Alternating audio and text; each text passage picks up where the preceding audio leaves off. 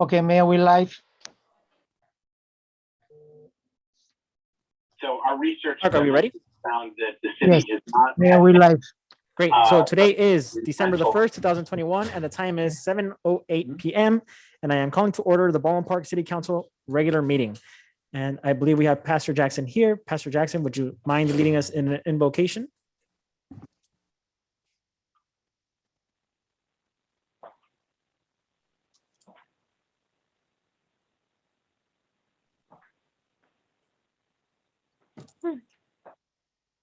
What happened?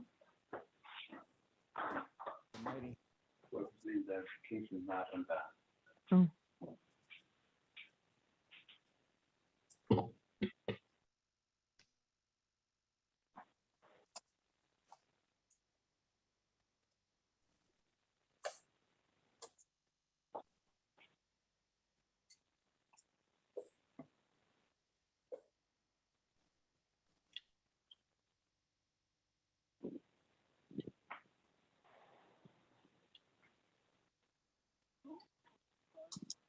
And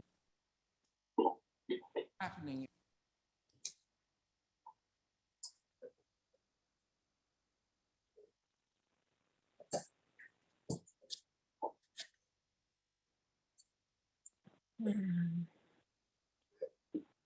Or one.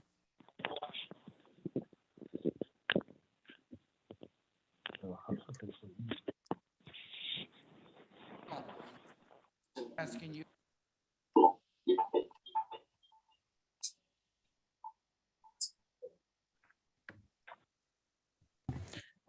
Now, if everybody can join me for the Pledge of Allegiance, please put your right hand over your heart. Ready, begin. Pledge allegiance to the flag of the United States of America, and to the republic for You are muted. Great. And everybody may take a seat. City Clerk, can I get a roll call, please? Thank you, Mayor. Please put your right hand over your Councilmember heart. Daniel Damian, Ready, begin. Here. Councilmember Monica Garcia, Here. Councilmember Paul Hernandez, Councilmember Paul Hernandez, You are muted. We hear something in the background. yeah, we're hearing an echo. You're right. City Clerk, can I get a roll call, please? Thank you, Mayor. Hi, Mark, can you mute everybody on Zoom, please? So Councilmember Paul Hernandez, if you're on, could you please let us know? He's out today. Okay, Mayor Pro Tem Alejandra Avila, Here. Mayor Emmanuel Estrada. Here. And so we could just keep an eye on attendance. I believe Councilmember Hernandez might be running a little bit late. And at this moment, we move on. City Attorney, do we have anything to report from closed session? Thank you, Mr. Mayor. We do have two items to report from closed session. First of all, the council added as an extra item Romero v. City of Baldwin Park, case number CV 07293. That case was added to the closed session agenda. Second of all, I wanted to report out the settlement in the McLean case, McLean v. City of Baldwin Park. This was previously approved by the council, but I typically don't report out until the settlement agreement is signed and the checks are sent and everything is complete. So that has now been done, and the settlement was a total of $150,000 in the case of McLean v. City of Baldwin Park. As the council knows, we've had two previous chief of police cases that resulted in multi-million-dollar verdicts. So this $150,000 settlement is a very good settlement for the city. It's extraordinarily less than the city would even pay to defend that case. And so I wanted to report that as well. Great. Thank you for that, City Attorney. And I believe we have a presentation on SB 9 by City Planner Ron Garcia.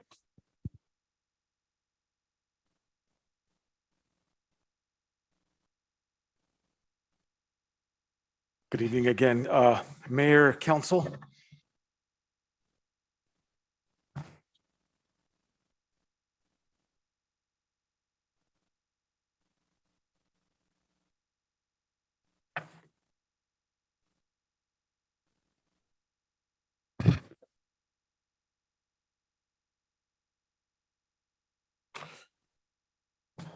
David, next slide, please.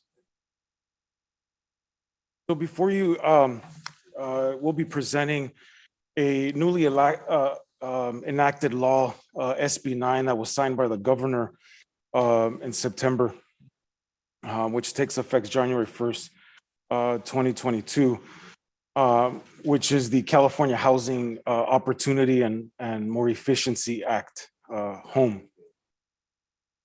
Next slide. So as you recall, as a refresher, just recently the city adopted a revised accessory dwelling unit ordinance, and taking the purpose from the state law. Again, it was revised to improve its effectiveness at creating more housing units and to further reduce barriers, better streamline approval processes, and expand capacity to accommodate the development of ADUs and junior accessory dwelling units.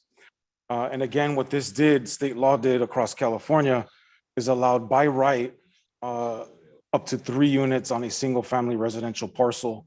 And that includes a primary home, a detached accessory dwelling unit, and also a junior accessory dwelling unit, which consists of a conversion of no more than 500 square feet within the interior space of the primary home. Next slide.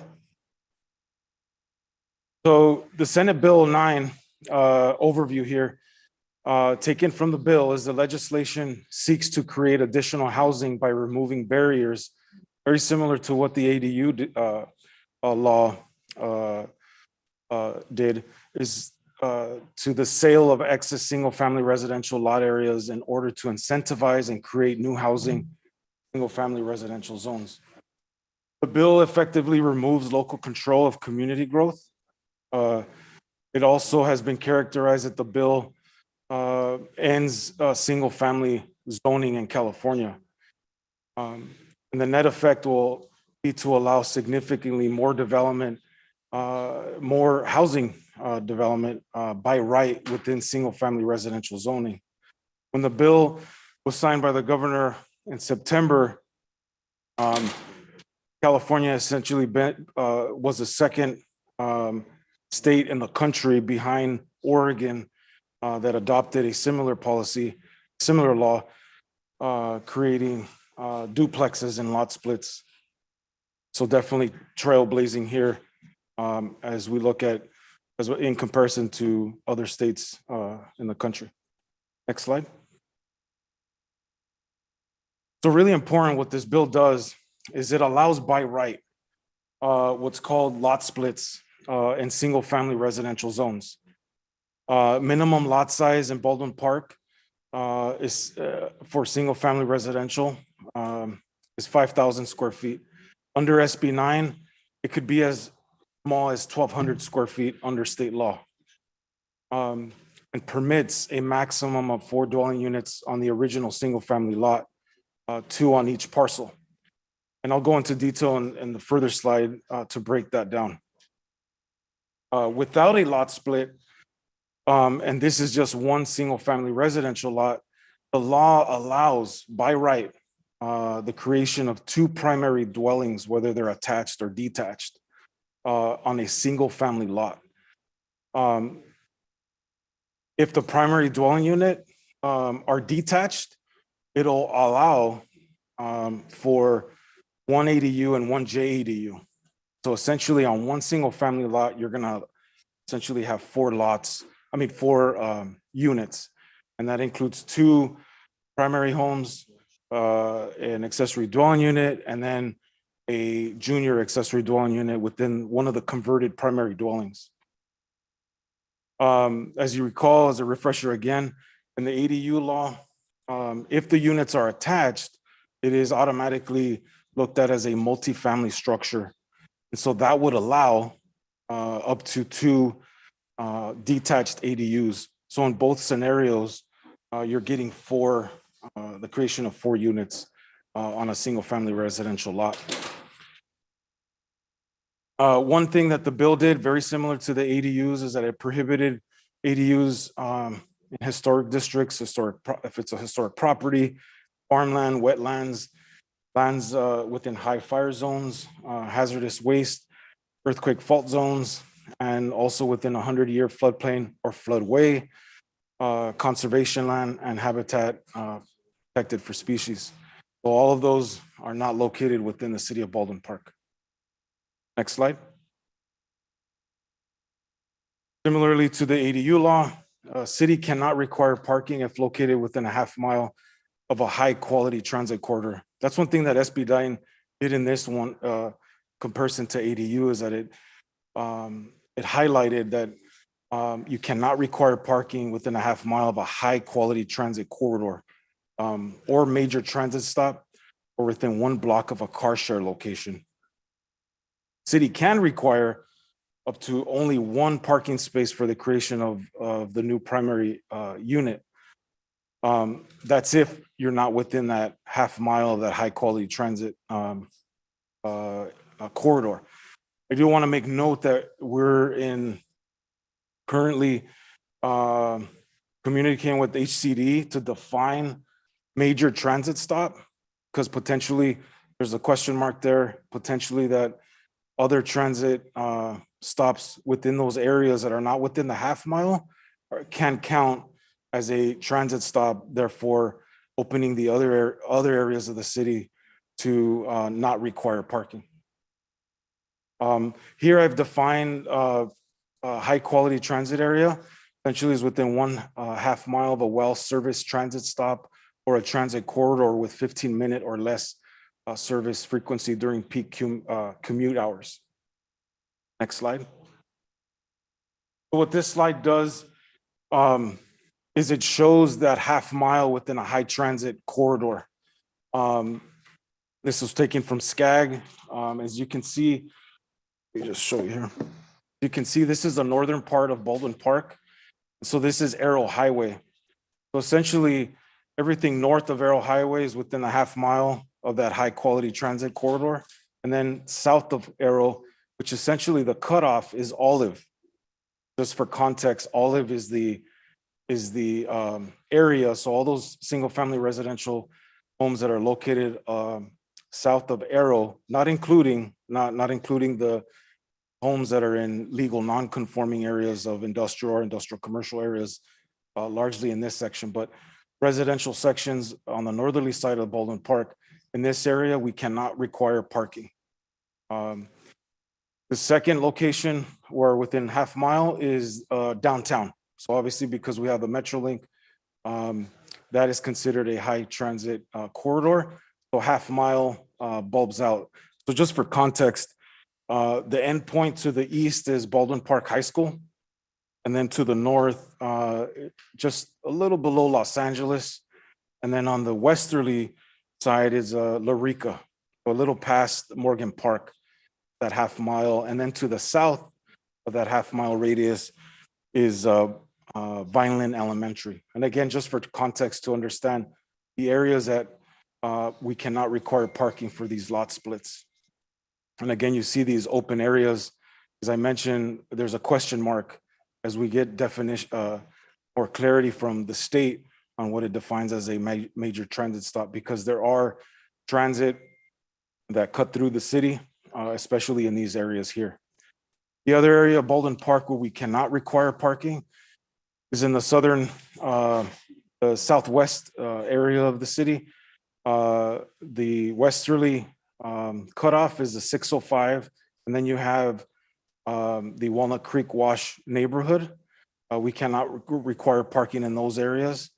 And then on the easterly edge, which is Foster Elementary, so we cannot require parking in those areas. Next slide. So what this bill does again is it results in allowing a lot split. The new parcel again must be a minimum of at least 1,200 square feet in size. With the lot split, the new parcel may not be smaller than 40% of the lot area of the original parcel. Essentially what that, what the bill's telling us is that it has to be a 60-40. If you have a 10,000 square foot lot, you apply the 60-40, and it cannot be less than that 40% of the newly created lot of a single family residential lot. The city cannot impose any standards that would preclude the construction of up to 2 units or physically preclude either of the 2 units from being at least 800 square feet in floor area. And just a comparison to the ADU, the state city cannot preclude anyone from proposing at least an 800 square foot ADU. It's exempt. That's even if it's at over lot coverage, we have to allow at least an 800 square foot ADU.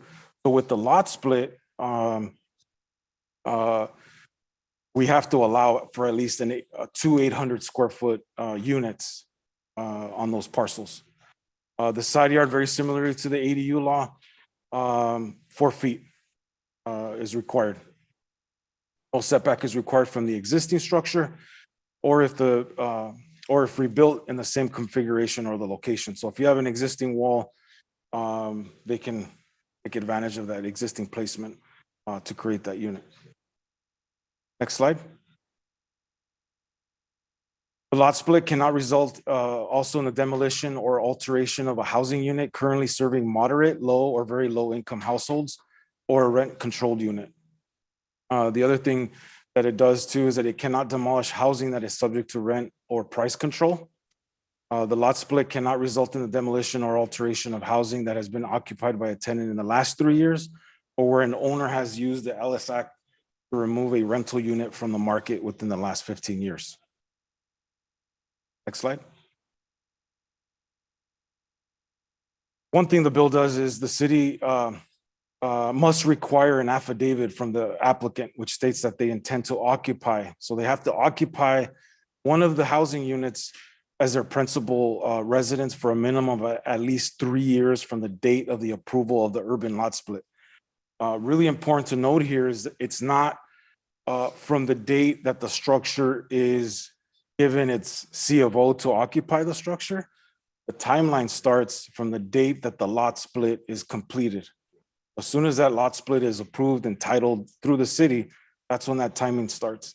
There's one key thing about that 3-year period. One thing the law does here is that it exempts nonprofit organizations from having to comply with this requirement, or a community land trust. The parcel, if it's split under SB 9, you can't split it again, so you can't do a double. Same person or another party acting on their behalf cannot perform a lot split on the adjacent lots. This, just to point out, if you recall in the news lately, Zillow was buying up hundreds, thousands of properties and trying to flip them. Under this, they would not be able to do that. Again, because it requires the property owner to reside in one of the units. Next slide. One beneficial thing here, and as you noted in the previous presentation for the inclusionary housing ordinance, that allows the agency to count the units to satisfy regional housing needs allocation, which is RHNA. And again, just to note, what essentially became of this was a study done by UC Berkeley, the potential of 1,000 additional units in the community.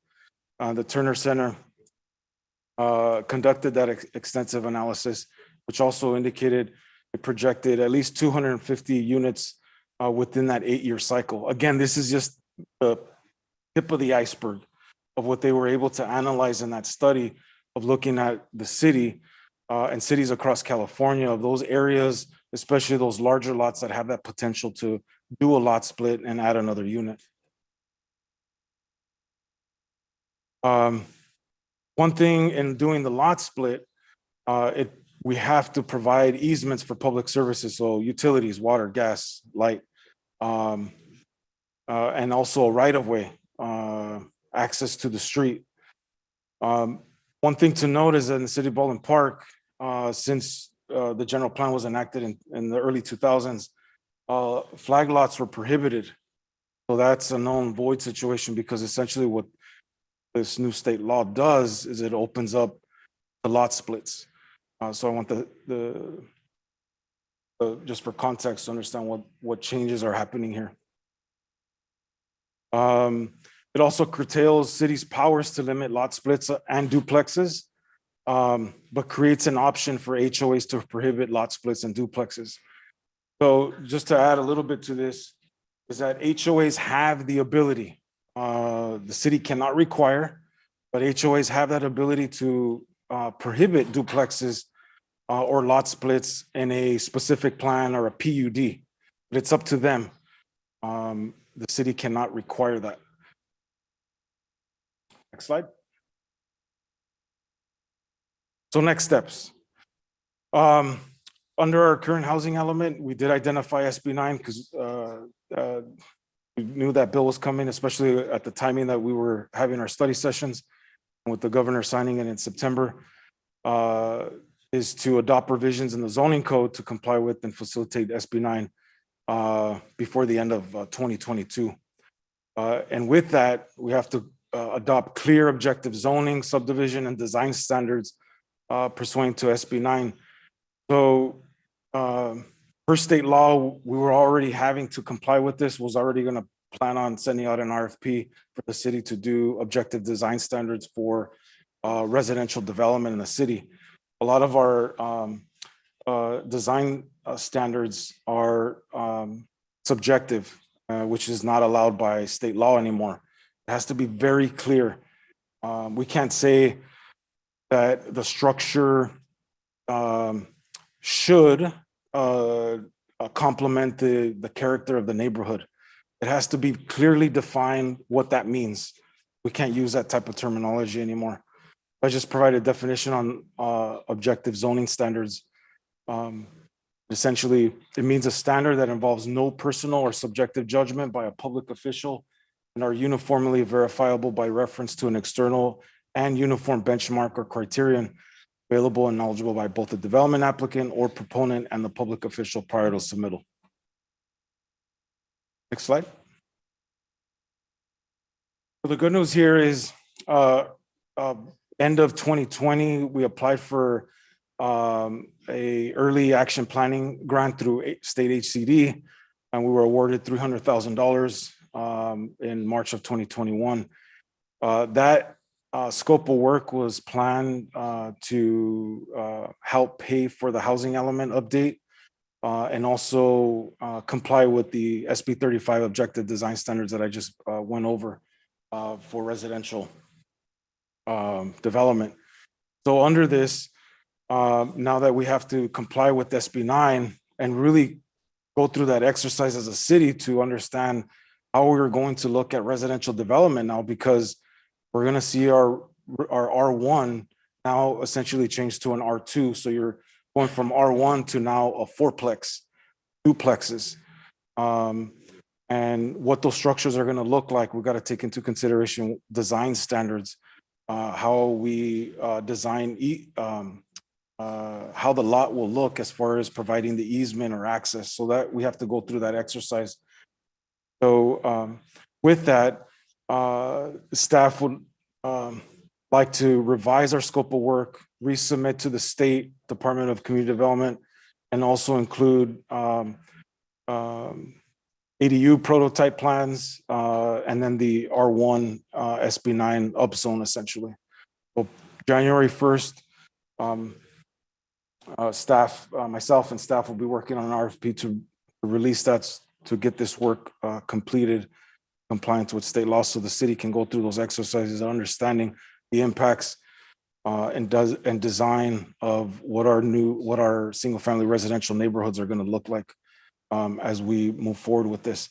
I will tell you that just like the ADU, a lot of cities are just kind of scrambling, trying to understand how they're going to move forward after January 1st. So we just got an email, staff got an email this morning from State HCD on webinars on how to implement this new law. Very similar to ADUs, HCD took an entire year to put together a guideline, which a lot of cities were just waiting on to provide that guidance. So it's going to be a little bit of a process here, but these are necessary steps in order for us to move forward as a city as we relook at our single family residential neighborhoods. That completes my presentation. I know that was a lot. I'd be happy to answer any questions regarding this new law. Thank you. I have a question, Mayor. Yes, Mayor Pro Tem. Ron, I know you mentioned some areas, Foster, and I think it was Olive, that there's some areas that you will not require parking. Are you talking about Foster over there by Foster School? Because I know Foster goes a long ways. Because I know that area is always very crowded. So what happens in situations like that where we don't have to require parking yet, the streets may already be impacted?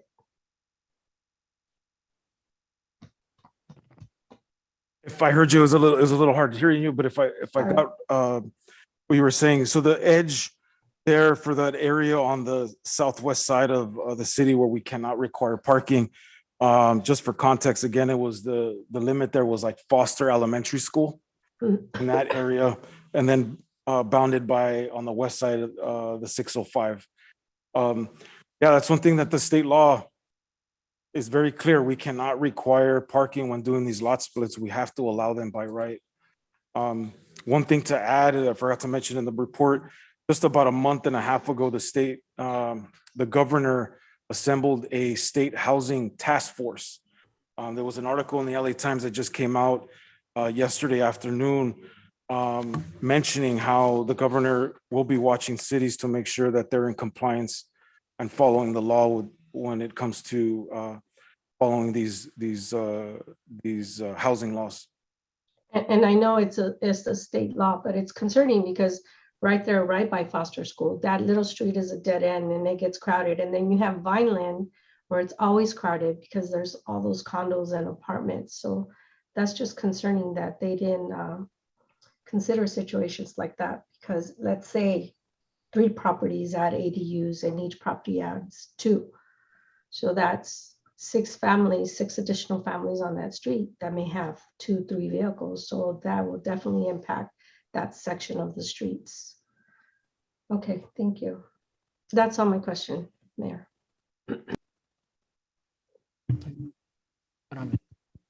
There she is. I just have one question, Ron. On one of the slides, you mentioned that there was going to be a new requirement from the side yard. You said that was going to be 4 feet now. We're currently at 5 feet, correct? Yes, yes. Typically, yeah, in the R1, the single family residential zone, so it'll get reduced a foot. It'll go to 5 to 4 feet now for side and rear setback. Got it. So now, okay. So now if you're building that ADU, you can now be 4 feet to your side neighbor's wall instead of the 5 feet. Correct, yeah. And the ADU law also, we cannot, doesn't allow cities to require anything past 4 feet. So it's very similar to this SB 9, where ADUs is 4 feet side yard, 4 feet rear yard, and the SB 9 structures can be 4 feet side yard and 4 feet rear yard as well. Perfect. Thank you.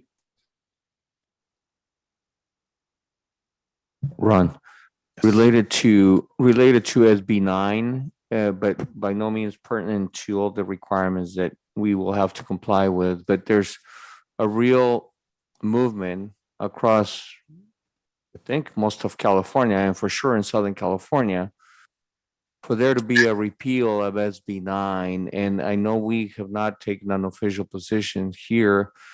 You think it's appropriate to bring something back to the city council for consideration, whether that's something the city council would be interested in joining the coalition of cities that are looking to repeal SB9? That's a good note. I'm glad you mentioned that. Yes, that is something that the city can make a decision on. Yes. Thank you. Great. And then is there any other questions, comments, concerns from the council?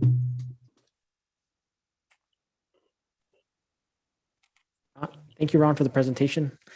I think it's an interesting conversation, right? It doesn't seem like there's much we can do, but kind of let it happen as it is coming up from the state. If we were to join one of those coalitions, we'd have to be very careful, and the cost it could lead to the city. And then of course, seeing the trend here in California, it doesn't seem like they would have much of a, it'd be a popular movement, but I'm just not sure that it would be able to get very far. So we can Yes. definitely keep all those things in mind if that's something the council wishes to explore. Mayor, Member Garcia. thank you. I just wanted to ask Ron if you would come back to us at least like on a quarterly basis on this, this new law, just to keep us, that was a lot of information to absorb in one meeting, and it would be good for us to just kind of track it, to see how things are moving along in our city. And I just like to see, sometimes, you have a state law and then the local implementation is a whole different thing. So I'd love for us to have a couple more briefings, maybe in every 3 months, so that we can start to put a little bit more thought to this and, and see how we can best respond. Because I think right now it's kind of like a receive and file. There's not much for us to do, right? But maybe as this moves along, we'll be able to formulate more thoughts around it. Absolutely. I'd be more than happy to share that information. I will also say that, as planners across the San Gabriel Valley and across the state, we've taken note of this new law. We're collaborating with other cities, other planning directors, managers, planning staff, trying to understand and how we move forward with this. And their councils also are in the same, we're all in the same boat. I'll be more than happy to do that, so that way we can update the council on how the implementation of SB 9 going. Thank you, Ron.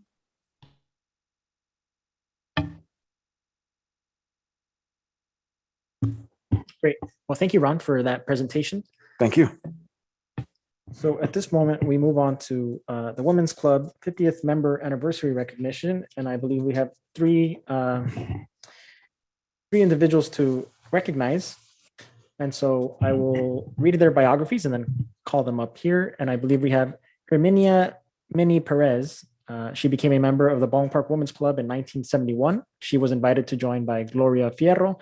She was an active member from the beginning. A review of the yearbook for 1972 to 1973 lists her as the legislation chairman, and in 1973 to 1974, she served as a corresponding secretary and assistant yearbook editor. In 1973, she began working as a teacher's aide at Sierra Vista High School. This employment precluded her from routinely attending daytime functions, so she united with other working members and formed the club's night section. She was the night section chairman for many years and was later the secretary of the section. She was a member of the night section and attended the meetings until the section stopped meeting a few years ago. Even though she was working, she continued to be active in club activities, and she remembers serving on kitchen committees, preparing club meals and the welfare committee, visiting homebound members and residents of old people homes. In the years after she retired from BPUSD in 1993, she served as recording secretary, veterans chairman, and spiritual values chairman. She has been a member of the scholarship committee for many years and served as chair when it was called School Issues, Scholarships, Student Aid. Her efforts were recognized by the club naming her an honorary life member in 2002 and Club Woman of the Year in 2009. Minnie recalls having been mentored in club procedures by Emma Mooneyham and Marianne Wetnick. She treasures the friendships she formed through the years and is proud of the club's accomplishments to serve the community of which she has been a member for 74 years. And she remains a proud member of the Baldwin Parks Women's Club. And I believe we have her here via telephone. Is that correct?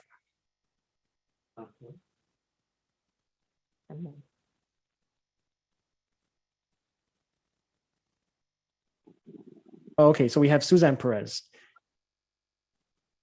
And that is her daughter. And I think she's currently muted.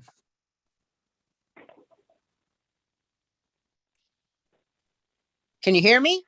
We can hear you. Oh, okay. Well, my mother is very proud to have been a member of the Women's Club for so long.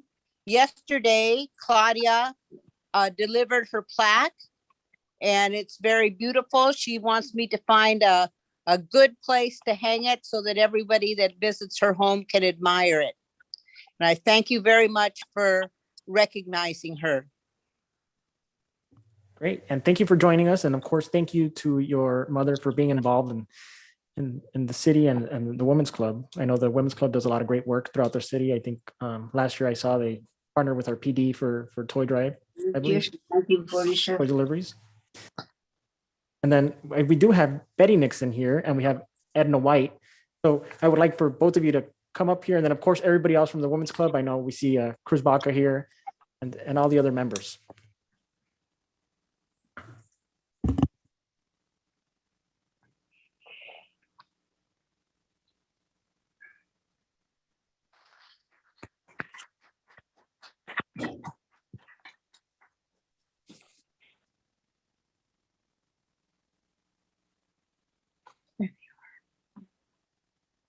Oh, I see.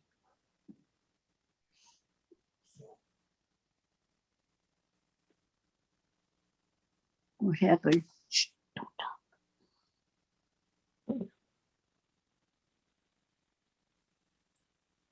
talk. I believe we also have a representative from Senator Rubio's office here, so I'd like to welcome up here as well.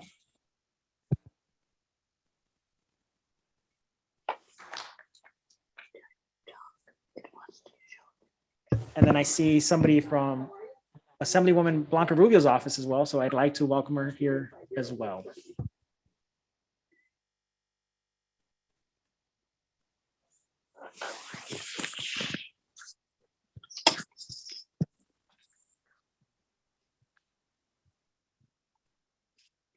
So any and all members from the Women's Club can join us.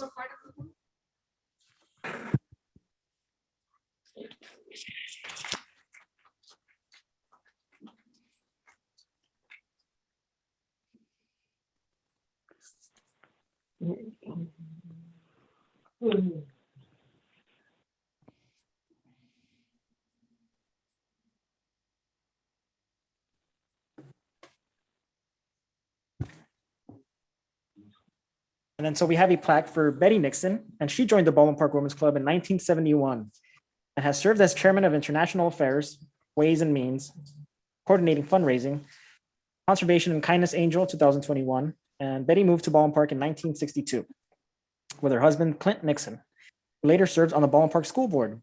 She and her husband owned Coles Market on the corner of Pacific and Bogart, while tirelessly fundraising for City of Hope and a member of Baldwin Park Chamber of Commerce. Always looking to help her community, she remains active in the club, assisting in the kitchen, helping prepare the scholarship dinner, which raises money for scholarships for our students at Baldwin Park High School, Sierra Vista High School, and North Park High School. And I have a plaque for Betty right here.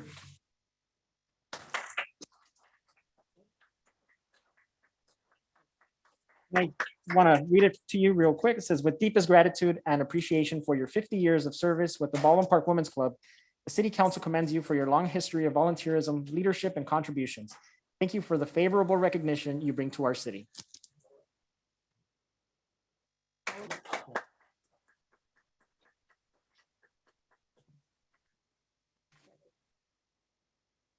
You know, that's how you know it's a quality plaque.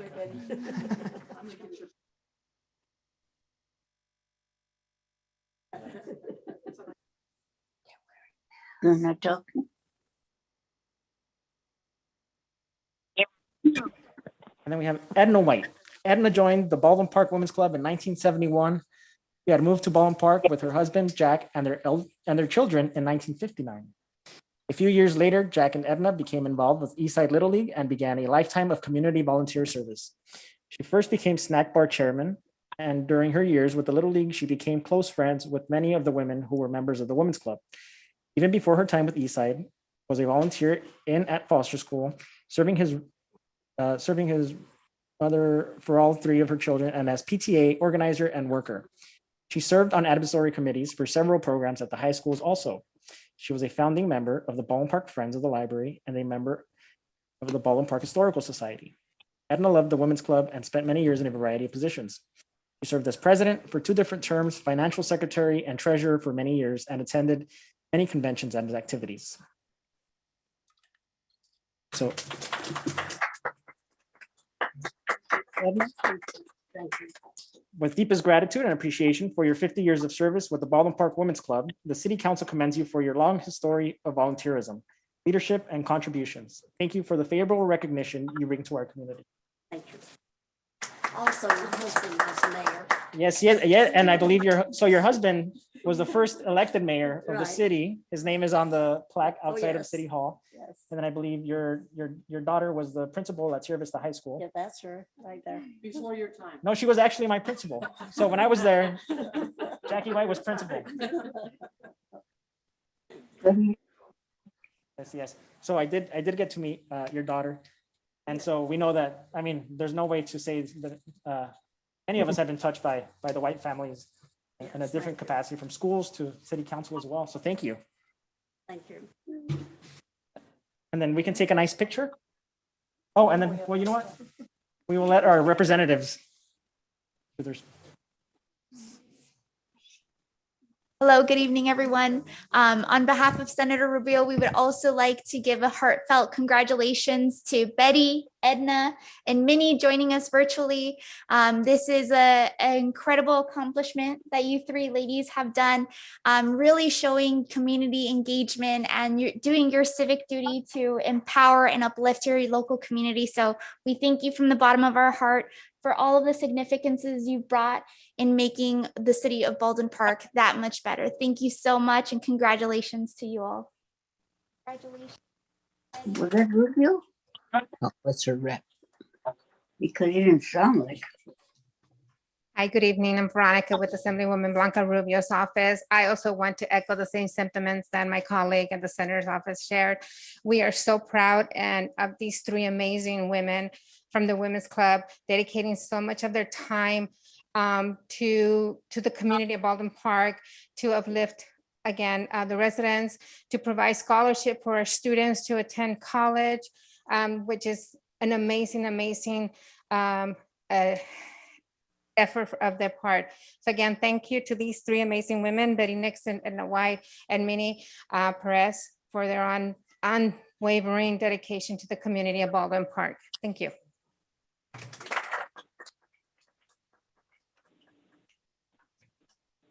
And if we can take a nice picture. Anthony, can you take a picture with mine as well?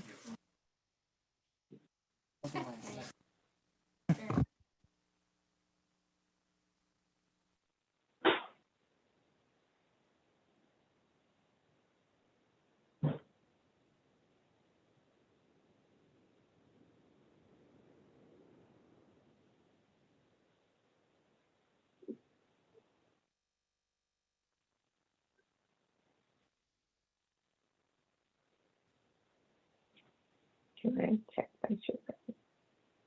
Can I check my sugar on? Thank you very much.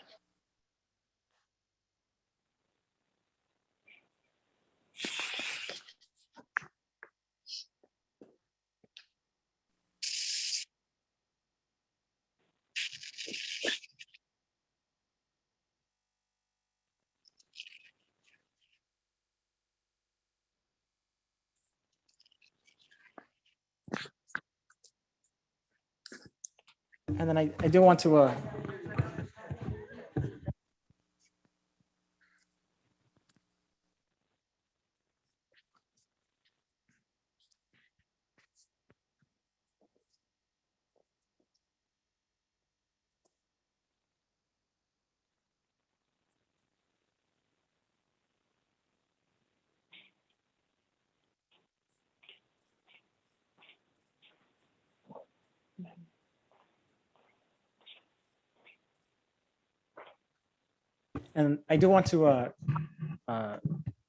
pass the floor over to our council members. I know Danny, I'm sure Danny's always good at recognizing our community, and I believe he might have been one of the people to spearhead this. Yeah, I just want to say congratulations to Edna White, Betty Nixon, and Minnie Perez. Just want to say thank you so much for all of your work and contribution that you've done for our community. Thank you all very much. Mayor? Yes, Mayor Pro Tem. Thank you. I also wanted to thank and congratulate Ms. Edna White, Ms. Betty Nixon, and Ms. Minnie Perez. They are amazing women, and I can see why they're so loved by the community. They're very kind-hearted, and they would do anything to help our community members, especially our students, to make sure that they get scholarships for college. So thank you for everything that you do, and I hope you continue that work that you have done in our city, because we really need people like you, your leadership, to show those that are coming in on how it is to be a good leader. Thank you for all you do.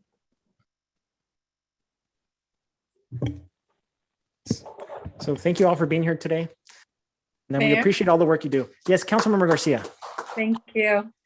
Yes, I also want to recognize Miss White, Nixon, and Minnie, Miss Perez. I know that these women have been part of the fabric of our community, and have been part of our community for many, many years, have had countless contributions to our community through your civic duties and leadership with the Women's Club. And I just wanted to also say thank you. Thank you for, just dedicating your time and your energy to the betterment of our community. And it has been so appreciated. And I'm glad that you're all doing well. A big hug to all of you, and especially to Minnie. I've always, had a sweet spot for Minnie. She's such a sweet person, and I hope that you're all doing well. So yeah, so big hug. Take care. Thank you. Thank you. And so at this moment, I will open up public communications. Chief Deputy City Clerk, is there anybody looking to speak? Mayor, we have 3 individuals who sent us emails requesting to speak this evening, and I'm going to defer over to the Deputy City Clerk for those 3 individuals. The first individual will need assistance. They'll need translation in Mandarin, and our finance director, Rose Tam, will be doing the translation. Let me make the call.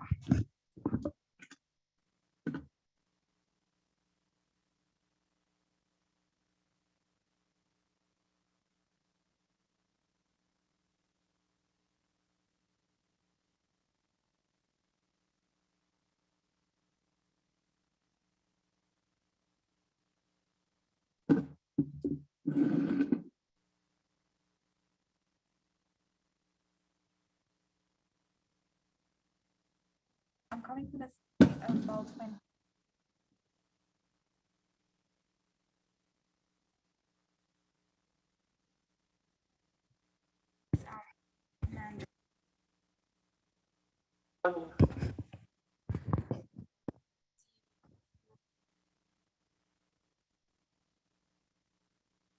你好，我这里的财务长，我在帮你翻译。你有什么想表达？我有4个点哦，我讲给你听哦。先前我们买房子资源那个地方交通挺方便的，结果现在要跳出来，总是要在那边种植工厂进来哦。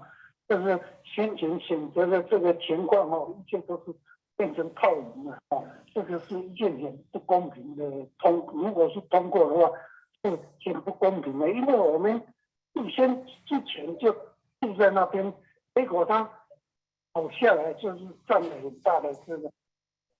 如果说你暂停一下，过程的话，就变成交通的那个房价会大跌，交通会大乱的。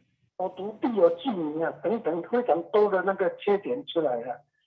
第二点就是评议委员事先声明，对你们要做公平的、公正的这个把关的情况，必须要是你们当作是你住家是在附近的居民，你才有那个同理心啊。还有先生，我想请你暂停一下，让我先把你刚刚讲的表达出来，然后你再继续哈，因为我一下子不会那么多。好的。你姓什么？请问你？我姓王。啊，OK，深圳湾。你就住在附近是不是？我刚好哦，就是那个要住毒哈，那个要中毒那个的。对对对，你是住在他旁边吗？那我是住在他的正前面。前面，你住在他的前面。我住在他的前面，就在旁边，就好，隔一条。你是姓黄的，对不对？哎，是我姓黄。哦，好 ，OK。Hi, Honorable Mayor and City Council. The speaker named Mr. Wang said he run the proposed cannabis building, and he said when he bought the property and he did not know that there will be a cannabis business house, and he's saying that's not fair, and now the city allow cannabis business in their neighborhood and near where he purchased the property. OK, continue 继续吧，王先生。我希望就是这个评议的人哦，你们要做公平公正的一个评议哦，就是你们就当做住在那家是那个地方那个区域有小孩、有小孙女、有小孙子这样的，它会影响到你的孙子、自己的孩子的那个小孩子的那个身体的，然后这个就是关紧要，所以我会帮你翻译，你等一下你等一下Mr. Wang said he wished the elected official will do something fair and consider the health of the people live around that area, and mainly consider the impact to the young children. 王先生，你还想讲什么？我就是第三点就是小学有那个幼儿园就是还有高速公路旁边又有大医院这都会影响到人家的那个健康明白。他要你身体方面要慎重 ，OK， 要很慎重的去评估。三点。OK. Mr. Wang said there is also a child care facility and hospital near that facility, and he wish the officials will reconsider the location of the. 好，王先生，我帮你翻译完了。对，那我最后一点就是先停止了，我要那个送到那个先停止因为行行都可以出状元了，为什么要做这个对身体健康有害之事呢？因为你万不得已，万不得已的情形，就是要规定他可以选择人口比较少的地方去除要偏僻的地方，要放在那个非常稠密的地方去发展。你意思是要说代表附近的居民向你们说声万分的感谢，这样子。对不起，王先生的时间到了，我会向帮你反映的想法哈，谢谢你，谢谢你打电话进来。好，谢谢你。OK， 拜拜。Thank you. And Mr. Wang said, and please reconsider and the location and why the city allow is in a very condensed residential area. Why don't they find a place that not too close to the residential areas? Thank you.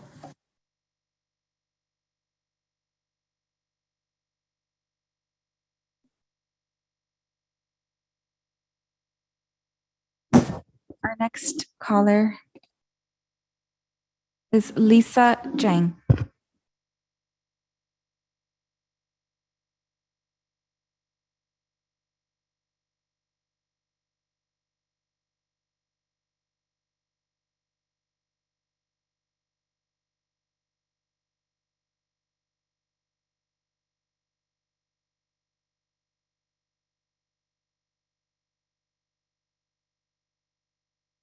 I'm calling Baldwin Park. Have three. Okay. Okay, I vote against that. The cannabis factory should not set up in the hiding popular dense area. This decision will have a big impact on our community safety and resident health. We don't want to have our elementary school and kindergarten close the building because we wish give children a safe living environment. And that's why I'm afraid if in the future we want to sell the property, nobody will show interest because it is next to this type of building. That's it. Thank you so much. And the next speaker is Kiana Martinez.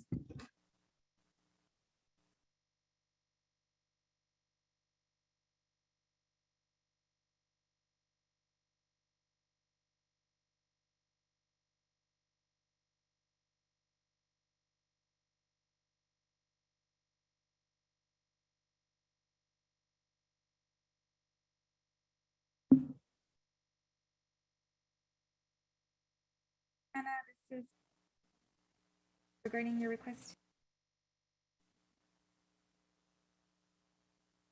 So I would like to comment on the second reading of the rent control ordinance. So we understand with People United of Baldwin Park, we understand that state law prevents certain limits for increases for single family homes, condos, and housing units built after 1995.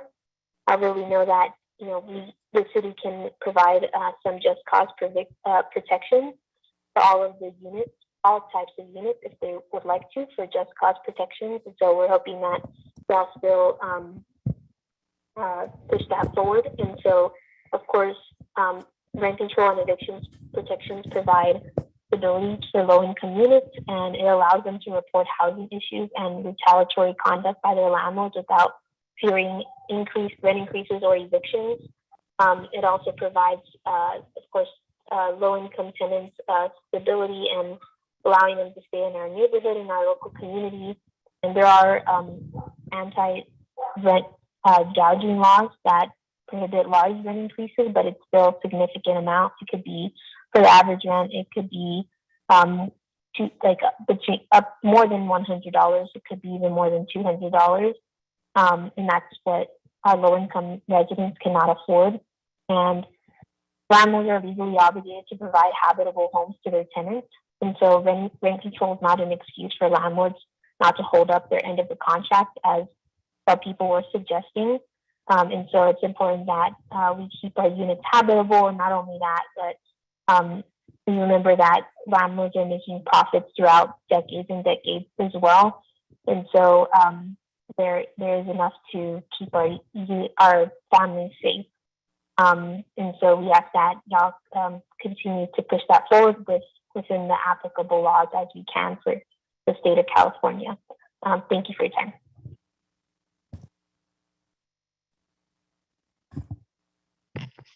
Mayor, those are all the calls. We do have speakers who submitted requests to speak. Catherine Lozier from our public library.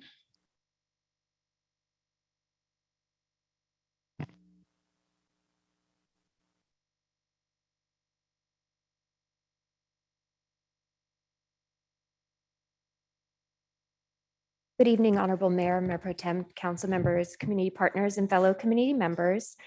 The LA County Library is pleased to announce that the California State Library has provided access to all Californians on some databases for a limited time.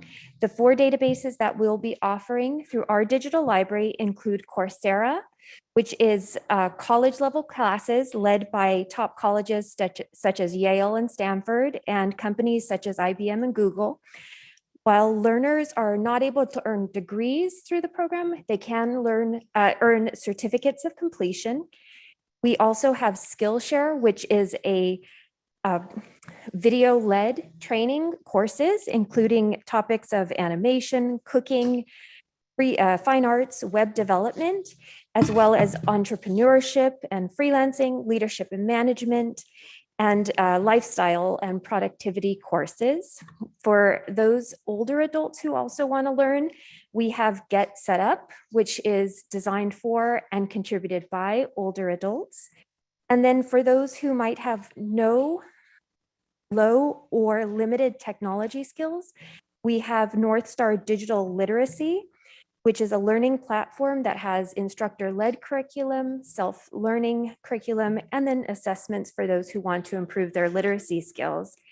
And then this December, we also have a special virtual program series. It's called Stories on Skin. It's learning about LA County's diverse immigrant community through one of the most personal art forms of tattoos. For the next 3 Saturdays, they'll be programming. This upcoming Saturday, December 4th at 11:30, we have a program on Chicano tattoo traditions. On Saturday, December 11th at 11:30, we have Tattooing the African Diaspora. And then on December 18th at 1 p.m., we have a program on Samoan tattoo and Japanese Irizumi, and I apologize if I pronounced those incorrectly, but it's a program series I'm very much interested in, and I hope you all can join us virtually. Thank you so much and have a wonderful evening. Thank you.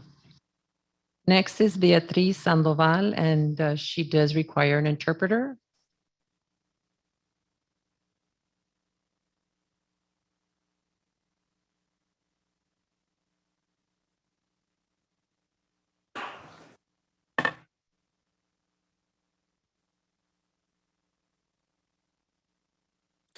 Buenas noches, miembros del concilio y comunidad de Baldwin Park.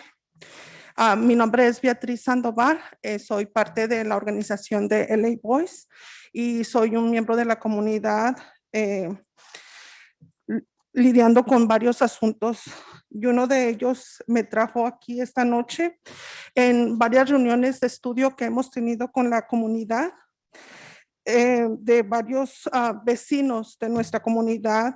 Hemos tenido vecinos del edificio recientemente construido con el nombre de ROM, donde en muchas ocasiones, yo sé que la concejal García habla con mucho orgullo de haber construido este edificio asequible para las familias de Baldwin Park. Pues la mala noticia es que no es asequible, ni los vecinos de este edificio son tratados con respeto y dignidad. Sí, Good evening. My name is Beatriz Sandoval, and I am, good evening to the members of the council and the community of Baldwin Park. I am a member of the LA Boys. I am a member of the community dealing with different issues. One of these issues was the meeting with the community that we had, and in which the neighbors have expressed their dissatisfaction and frustration with one of these buildings built by the Grom company. Monica Garcia has said that how proud she is of this building, but I have bad news. These buildings are not affordable, nor are they accessible to members of the community. Un par de personas de la tercera edad muy angustiados, han venido a nuestras reuniones a hablar de la falta de asequibilidad. Para ellos es muy angustiante tener un salario fijo o un ingreso fijo y ya no poder alcanzar el costo de la renta que les ha ido aumentando por cada año. Nunca le quiero pedir a la concejal Mónica que no me conteste, le quiero pedir que vaya y visite a estos vecinos y hable con ellos y después puede venir con hechos a darnos una explicación de para quien es asequible este edificio.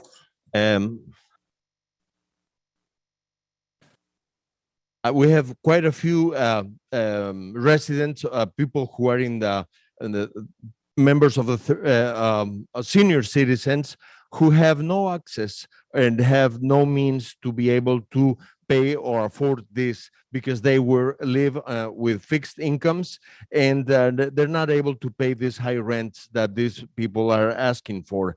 I'm addressing to Council Person Blanca. She doesn't need to respond to me, but I'm asking her please to reach these people and to talk to them to see what they really need. Quiero aclarar que la señorita Mónica García, y con mucho respeto le pido esto, no es nada personal. Y pasando a la falta de asequibilidad, creo que el tema número 7 en la agenda, que es la segunda lectura de la orden 1466, pues la verdad que si aprueban esta orden van a traer varias soluciones. Una de ellas va a dar estabilidad a las personas que viven cheque a cheque, lo cual les va a permitir tener más certeza de que pueden permanecer en su vecindario y seguir contribuyendo a su comunidad. The other issue is I also mentioned this to Ms. Monica Garcia. I'm not attacking her. This is nothing personal. But I just want to mention that this project creates lack of accessibility. And then in regards to issue number 7, and the second reading of number 7 in regards to that the law, the 1466, this will bring up definite solutions. This will provide stability to these people, especially to the people who are living nowadays from check to check. También esta orden va a dar confianza de informar problemas de la vivienda o represalias por parte de los propietarios sin tener el miedo a que su renta sea incrementada, el costo de su vivienda sea incrementada o que sufran de alguna amenaza de desalojos. Also, this ordinance will create trust from the people because they will be allowed to access to information, and the increment in the cost of living will be monitored, and this will provide them more stability. Como por ejemplo la señora Sotelo, que pasó varios veranos sin aire acondicionado. Pueden ustedes imaginarse vivir en un segundo piso con más de 100 grados de temperatura del clima y estar enferma con una persona más de edad que ella, que era su mamá, y la señora no cambió el aire acondicionado por mucho tiempo hasta esperarse que hubiera una especial o una oferta de aires acondicionados. ¿Pueden ustedes imaginarse en esa temperatura y vivir Señora Beatriz, en esas condiciones? perdón, su tiempo ha terminado. I'm going to give a specific example. Mrs. Sotelo, who was for the longest time living without air conditioning. She was experiencing temperatures of 100 degrees, living on a second story with a lady who's older than her sick mother, who was exposed to those conditions. And the landlord in the meantime was waiting for a special to come out in the market so that she can buy and replace the air conditioning. Can you imagine living under those conditions? Thank you. Gracias y espero que aprueben esta segunda lectura de la moción 1466. Thank you, and I hope you approve this second reading of the project 1466. Thank you. Next is Xochitl Escalante, who will also need an interpreter.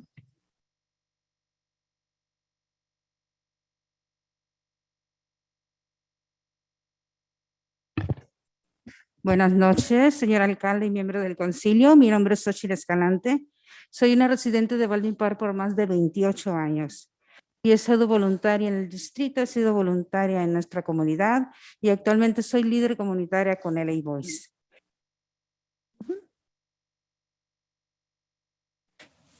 En estos casi 30 años fui dueña de casa. Desgraciadamente perdimos la casa en el 2008. Y ya tenemos 13 años como inquilina de una casa. Por lo cual tenemos una relación muy buena con el dueño de la casa. Yo la cuido como si fuera mía, porque es una responsabilidad como inquilina tener la propiedad en buen estado. Good evening. My name is Xochitl Escalante, and I'm a resident of the city of Baldwin Park. I've been in Baldwin Park for 28 years, and I've been involved in volunteer work with the district, and I'm also a leader with LA Voice. I've been here for almost 30 years, and I've been the owner of a property, but we lost it in 2008. And then the last 13 years I've been a tenant, paying rent at a property where we have very good relationship with the landlord. I take good care of the house as if it was mine. Eso no ha evitado que el dueño de la propiedad nos haya subido la renta. Y el último incremento de nuestra renta fue hace 4 meses, con $200, y que viene siendo más del 10% de lo que está permitido. Quiero decir que afortunadamente la crisis económica no es para todo, pero desafortunadamente para nosotros sí, porque somos de la clase trabajadora en la cual nuestros ingresos no han subido en los últimos 4 años. Son ingresos fijos. Unfortunately, that hasn't stopped the landlord to increase the rent. In the last 4 months, the landlord has increased the rent in the amount of $200, which is over 10%. And unluckily for us, we have not been able to get salary raises accordingly to those raises.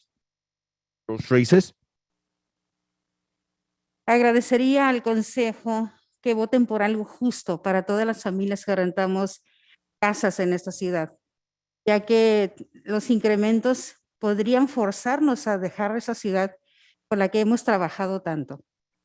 Y eso haría que muchas familias tuvieran la oportunidad de seguir aquí en esta ciudad, no tanto por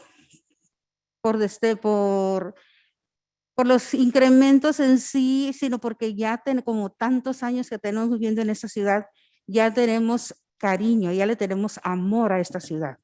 Por tanto trabajo que hemos hecho, quizá es por eso que nosotros, al menos en mi persona, daría esa posibilidad. No tendría para mí la posibilidad de dejar esa ciudad solamente por el incremento de las rentas.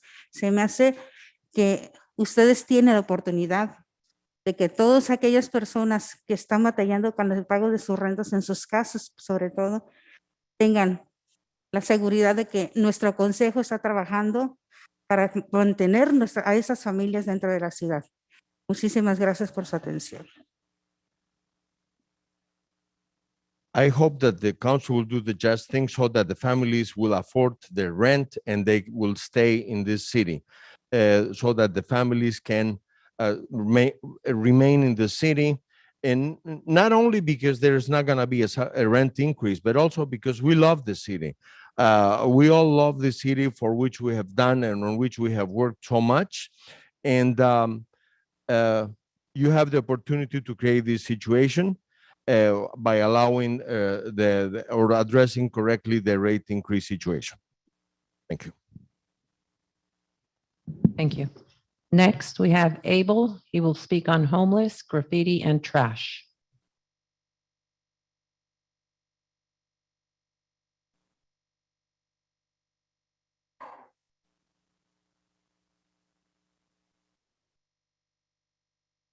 Hi, good evening. My name is Abel, living in Baldwin Park for 40 years, business owner for 40 years. My complaint is about the graffiti and homeless. It's still the same in the same area. And you are using the wrong homeless. The homeless, the ones we need to pick it up are still there. You need to investigate more who's the guy who need to be in the little houses. Because those guys are destroying the city. Too much graffiti, too much trash. You have to go around there, and then I can't handle this no more. And I don't know what can you do it. Or give me the paint. I read the graffiti. It's right here in Merced and Baldwin Boulevard. Too many drugs. They sell drugs over there. Every day I pass by to lower gas. They are the guys riding the bicycle and give it to that guy the drugs. I don't know why the police don't pay attention to that. They are getting worse and worse, the city. When I call the police to go to my place, some officers ignore me. They say they can't do nothing about the people. Only one officer take care of my complaint, but not all of them. Okay, and then, well, I don't know what can we do. How can you solve these problems? The roads, about the roads too. The roads, you have to put more money in the roads, too many roads everywhere, giving maintenance to the roads. And I think that's it. I hope you do this, solve these problems possible, okay? Thank you. Thank you. Mayor, those are all the written requests we received. Great, thank you. So at this moment, anybody who would like to speak who didn't fill out the card may do so.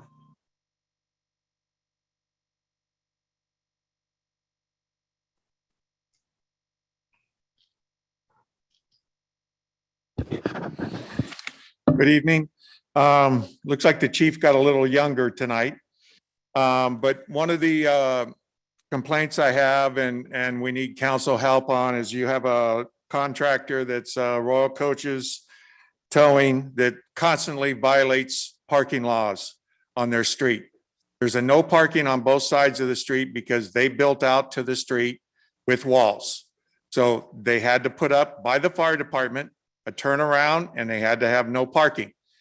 They continually violate this. They do it on the weekends. They do it in the evenings. They'll park 3 trucks on the opposite side of the road. If somebody comes around that corner fast, they'll head dead on into their trucks. They continually do it and we need to put something to it. If we have a licensed contractor for the city, we should be able to enforce that they abide by the city rules and regulations. And that's what I'm asking the council's help on. The second thing is the vendors. I know we're bringing up a sore subject again, but checking with the law and everything else, we can't sue the city for not violating with the vendors right now and citing them. But what we can do is everybody that I've talked to that own businesses in the city cannot pay their city license until you're going to make it fair for everybody. So starting in January, everybody, whenever their license are due, and the businesses that I've talked to and more that I will talk to, we just won't pay our license until the city fines us. And when the city fines us for not paying the license, then we can sue the city and force you to do an ordinance that will, what you have in place now, and make these vendors get their license and insurance if they're going to do work in this city. We pay our dues here and you should make these people pay theirs. I don't care what their problems are. You don't care what our problems are when we come to the city and say, I got no money to pay my license. Oh, well, we'll help you out. We'll give you money. Nobody's ever done that. So why are we doing it for these people? And then they block the sidewalks. We spend all this money on the corners of the sidewalks to have handicap for wheelchairs. Now, how are wheelchairs going to go down the sidewalk when you have vendors sitting in the middle of the sidewalk? It's not fair.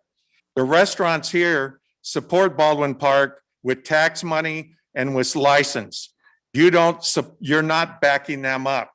You're allowing vendors to come in here illegally. You have this ordinance. Enforce it. Get it done so that everybody is equal, not separate. So we want to see that the city in January starts doing what they should have been doing that's on the books now. Enforce the law, make the people get it, find a place. If you want these vendors to be somewhere, fine, put them somewhere. But you don't Your block time is up, sidewalks. sir. Thank you. Thank you. Is there anybody else looking to speak?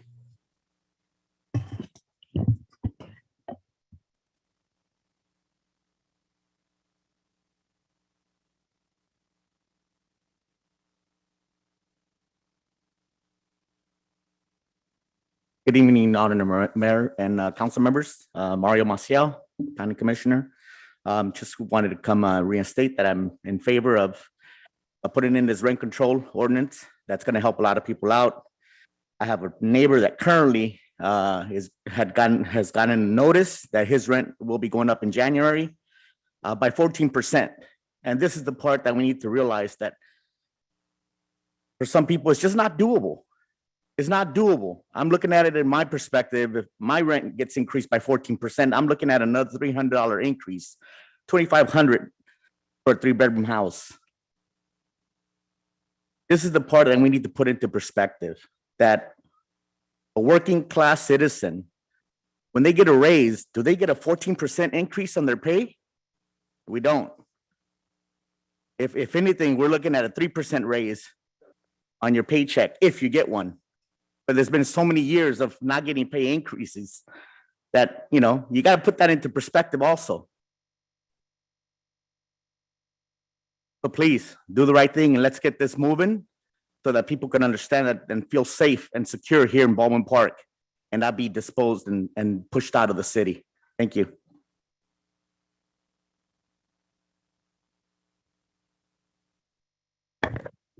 Great. Is there anybody else looking to speak? Not at this moment. I will move to close public communication. You know, we can kind of touch on these subjects real quick. So street vending, Ben, I know I mentioned last time, I think January should be doable. I know that we've been kind of monitoring what El Monte is doing, and I think that is the most fair thing where we, the streets open for everybody, but we allow people the opportunity to get a permit and get their health permit license, which is one of the biggest obstacles in street vending. And I think we meet everybody in the middle ground, not hurting anybody, but also, you know, not hurting anybody above anybody else. You know, this thing about local businesses, and I agree, right? Everybody has to follow the rules. So that's something that we want to keep up. You know, that's not the first instance of a local business kind of jumping over the gun. I know that there's a local business in the downtown area that has kind of squatted on public land. That's another issue. But Mayor, yes. can't hear you. Oh, sorry, my microphone's too far away. But so yes, I agree. Everybody should be following the rules, and we cannot be doing one thing for the other. To me, it was just a moratorium, which is perfectly fine.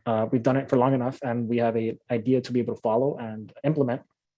I think that's what we should do after the holidays, which is after this month.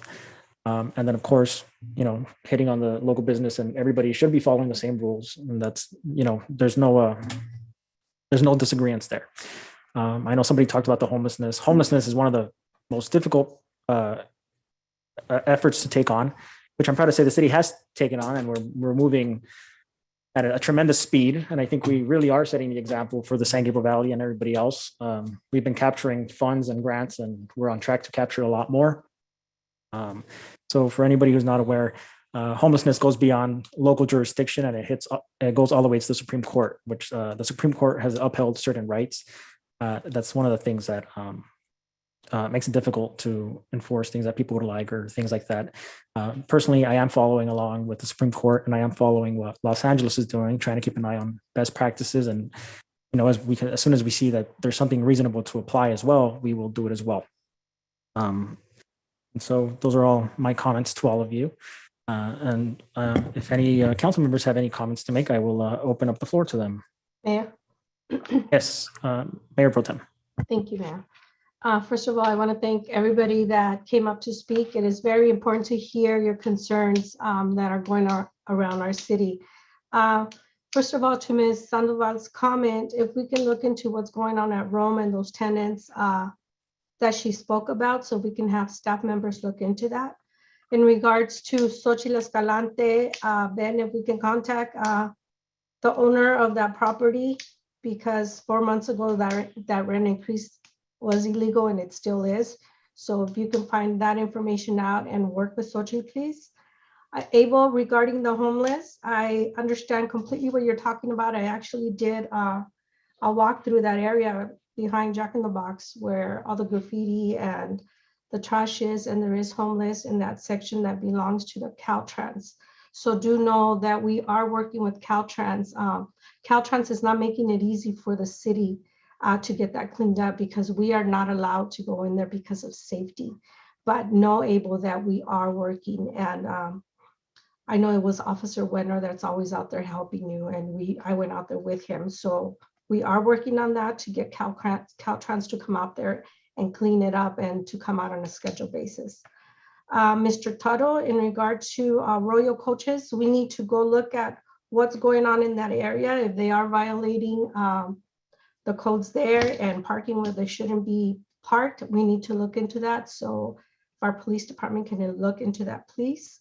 And in regards to the vendors, be assured that we are working on solving this problem. I, like you, am not happy with the situation because I do see vendors everywhere. They are blocking, you mentioned a very good thing about blocking the walkways. So now people are not being able to access the walkway if they're on a wheelchair or what have you. So it is an issue.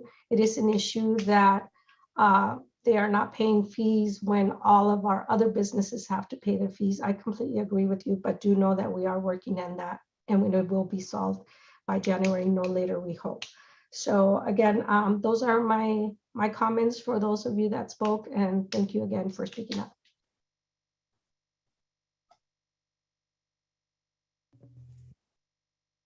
Thank you for that, Mayor Pro Tem. Is there anybody else looking to comment?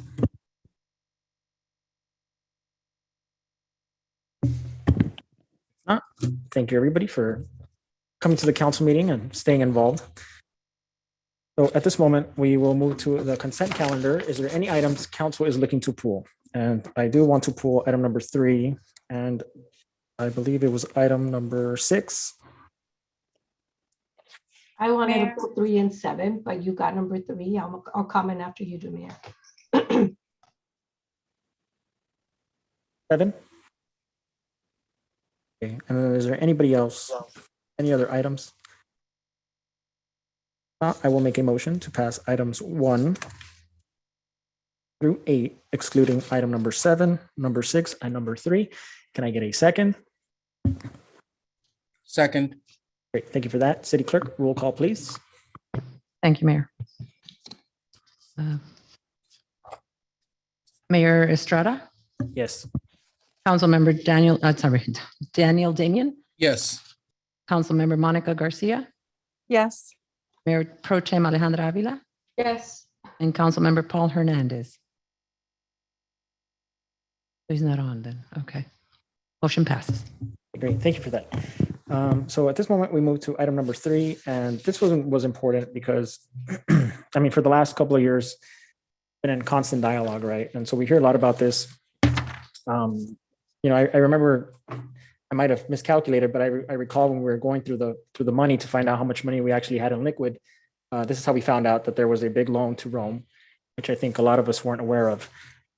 Maybe it's just because we weren't around at the time that it happened. But it was a good thing because now we are making sure that we're a little bit more up to date on our money and figuring out how much is liquid so that we continue moving with our housing processes. So, I mean, the biggest thing is that, so looking at this paper, the Rome cost us loans from the city. The city lent Rome $7,470,000 and is expecting a $1.2 million return in interest. But the terms of the loan are 55 years. So, 55 years for $7.5 million, it seems excessive to me. I don't understand. I wasn't there. But I keep in mind that when we purchased the Garvey site, we expected to be able to pay ourselves $2.2 million in 3 years' time over the loan that we gave ourselves. So also I see that these are a lot of deferments, they're not even loans. So, like the parking fee, the Quimby fees, all of the fees that are supposed to help impact this project haven't been paid up to date. And then the biggest concern is how are we measuring how we're getting this money back? So I'm aware that we've received checks that vary from $100,000 to close to $500,000. And it's based on how much money is left over after operations. But this is from my understanding, this is a project that has annual rent increases, and it is without vacancy year round. So I'm not entirely sure I'm understanding how rates could fluctuate or how the cost can fluctuate or anything else can fluctuate to the point where we're, it's such a volatile amount on the check. And then are we verifying that they are paying the correct amount that they should be paying for that year, or are we just taking the check and calling it okay?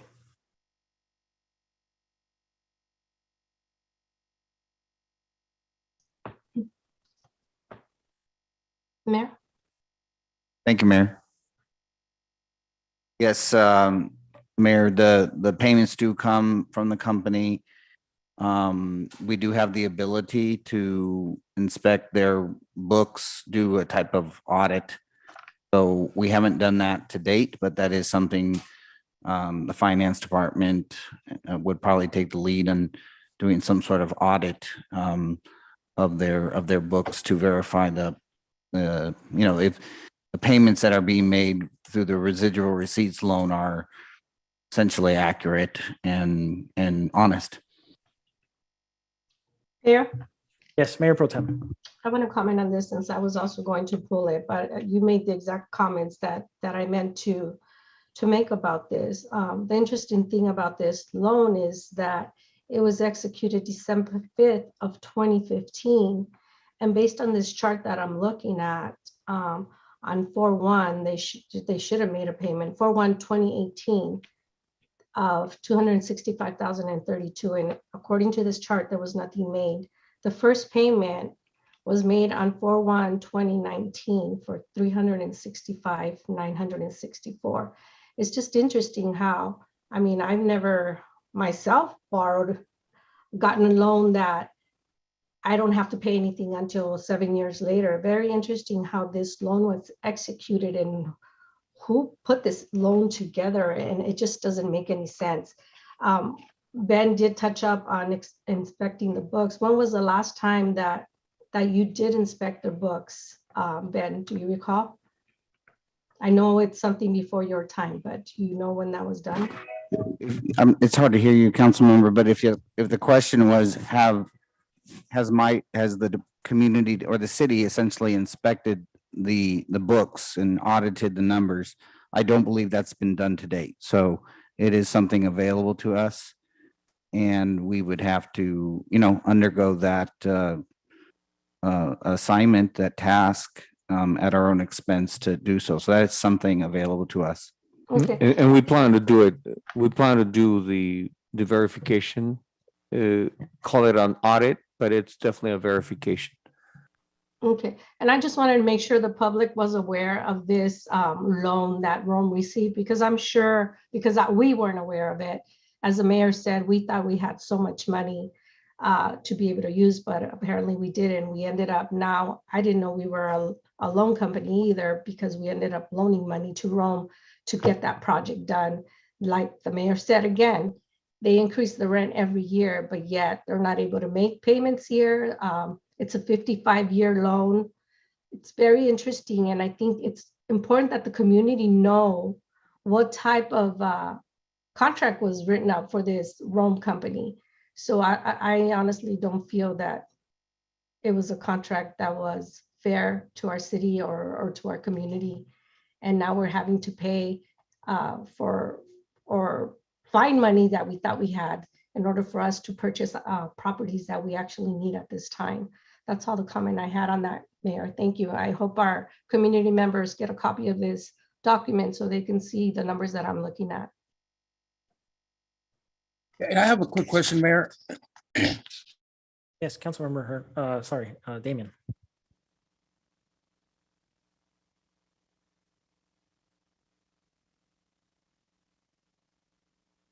You're muted. Councilmember Damian, you're muted. Sorry about that. I'm looking at the Rome total loan schedule, which is also known as an amortization schedule.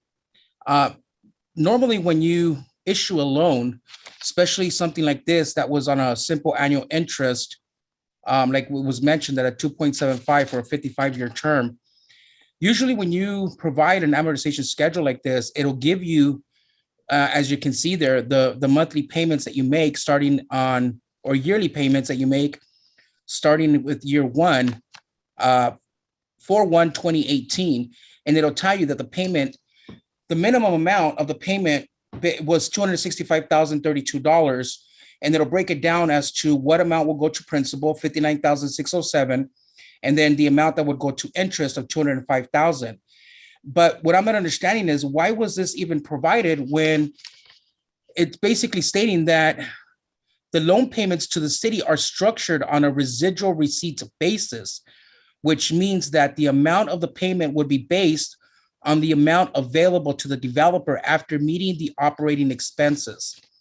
So we're not really, in a sense, going off the amortization schedule. We're going off of the fact of the numbers that Rome is providing after their receipts. So we have, this loan was done in 2015. We're going, what, 6-7 years now that this loan has been provided, and we've never bothered to check the books.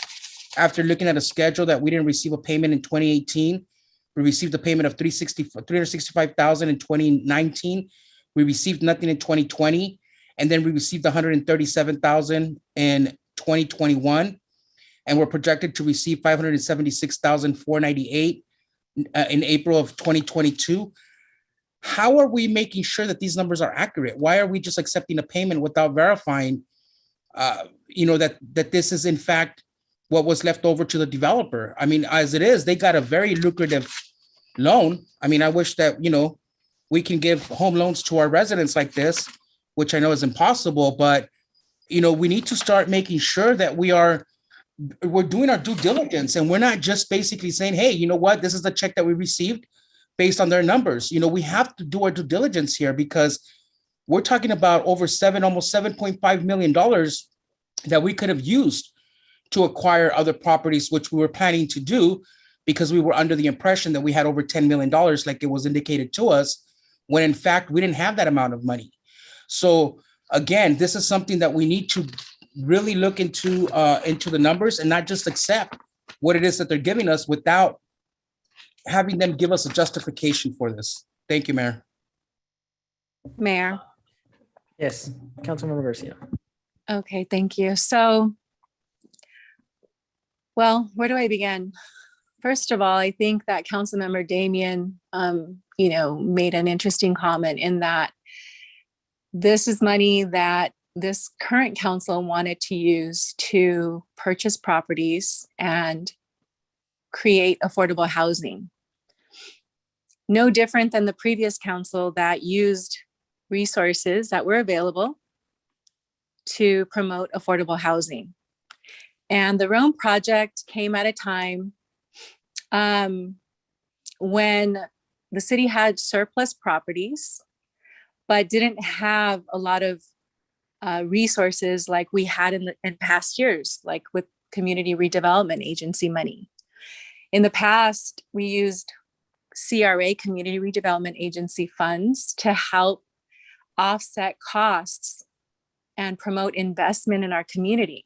That's what CRA was designed for, and that's how we used it in the city. But the CRA was eliminated, I would say somewhere in 2010, 2011 by the state of California. And so that forced us to look at new ways to fund these types of investments in our community. At the time, the previous council felt that the investment should be in affordable housing. And so no different than what we were trying to do here, right? By acquiring these properties for affordable housing, that's what we did with the Rome project to create 71 units. And we received 1,000 applications for that project.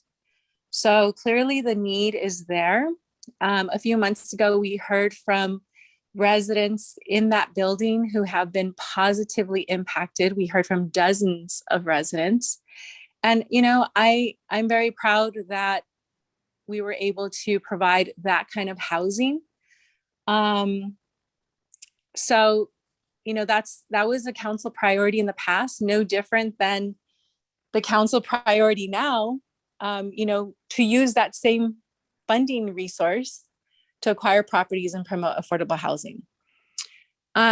Maybe a different approach, but no different. Second, this is why it's so important for us to do due diligence.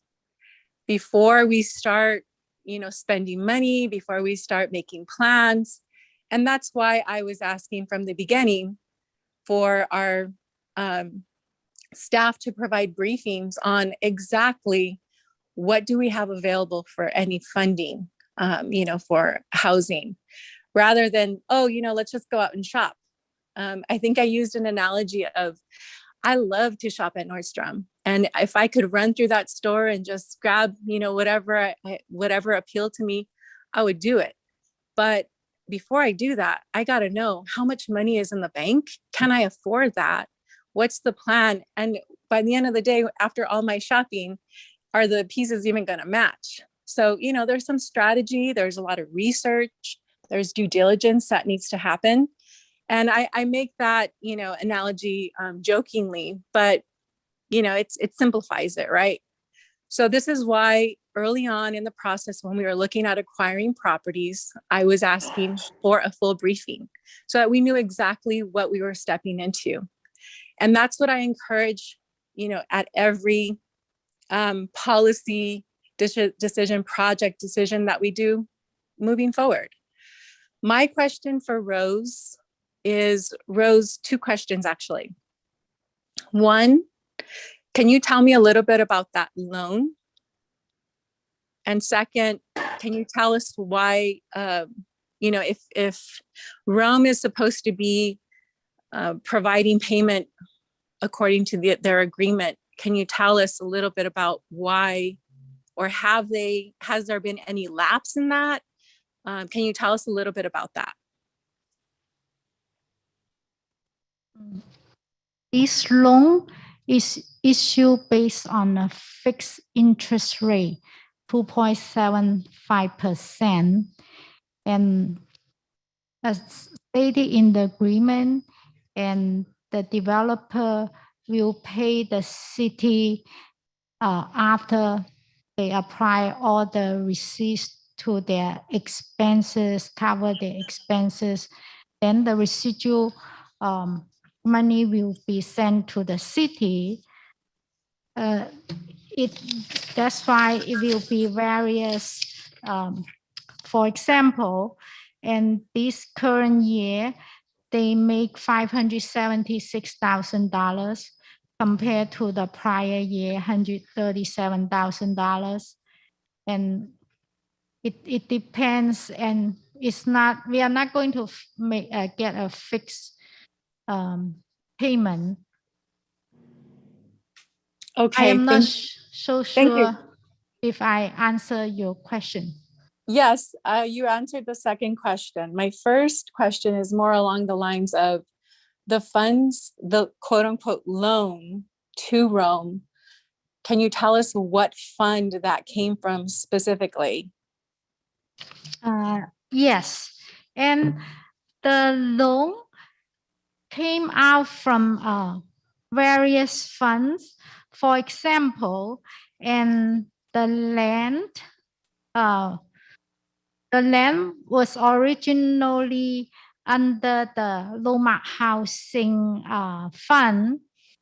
So when we provided the land, and the value was appraised at 2.16 million at that time. That's why the loan became 2.16 million under the Loma Housing Fund. Also, the parking fees goes to the Loma Housing Fund since it attached to the land. And also the impact fee for $158,000, since the impact fee is a general fund revenue. This was recorded under the general fund. And then the impact fee and flood control fee, they related to the gas tax fund and like the street fund. And that's why the $122,000 was recorded under that fund. And also we have a fee related to the public art and Quimby fee as required by the city. With this project, the impact fee and public and Quimby fee sum up to $478,000, and it was recorded under Fund 234, which is the Park Quimby fee. So Rose, let me stop you there because sorry. No, that's okay. What's important, I think, to point out are the fees attached to the land. And so I want the council here to understand that these fees were attached to the public asset of that land. They were not monies that were in a fund available to go and acquire other properties. Those were, yes. Those are the fees that if anybody come to the city to build projects, and they would have to pay the city fees. Instead that they pay it upfront, and the city treated this as a loan to work with the developers, then have them pay back the city in the future years. Right. You're right. It's not money that we gave to the developers. They are fees that the developer should have paid the city, but the city were working with them, have this fee put in a loan format, have them pay in the future years. Okay, Rose, so thank you for that. And I really want this council to understand that, first of all, this was a city-owned lot. Okay, that was a city-owned asset that we leveraged for the development of this affordable project. It wasn't money that was liquid in an account somewhere that we gave to the developer. I think that's really important to understand. And that's why I highly encourage that we understand things before we proceed with, whatever decision-making that occurs, because this is a city-owned property that had value, and we use that value to incorporate it into a project so that it would pencil out. And that project was affordable housing, 71 units of low, very low, and moderate income. Moderate income means that it's for workforce housing.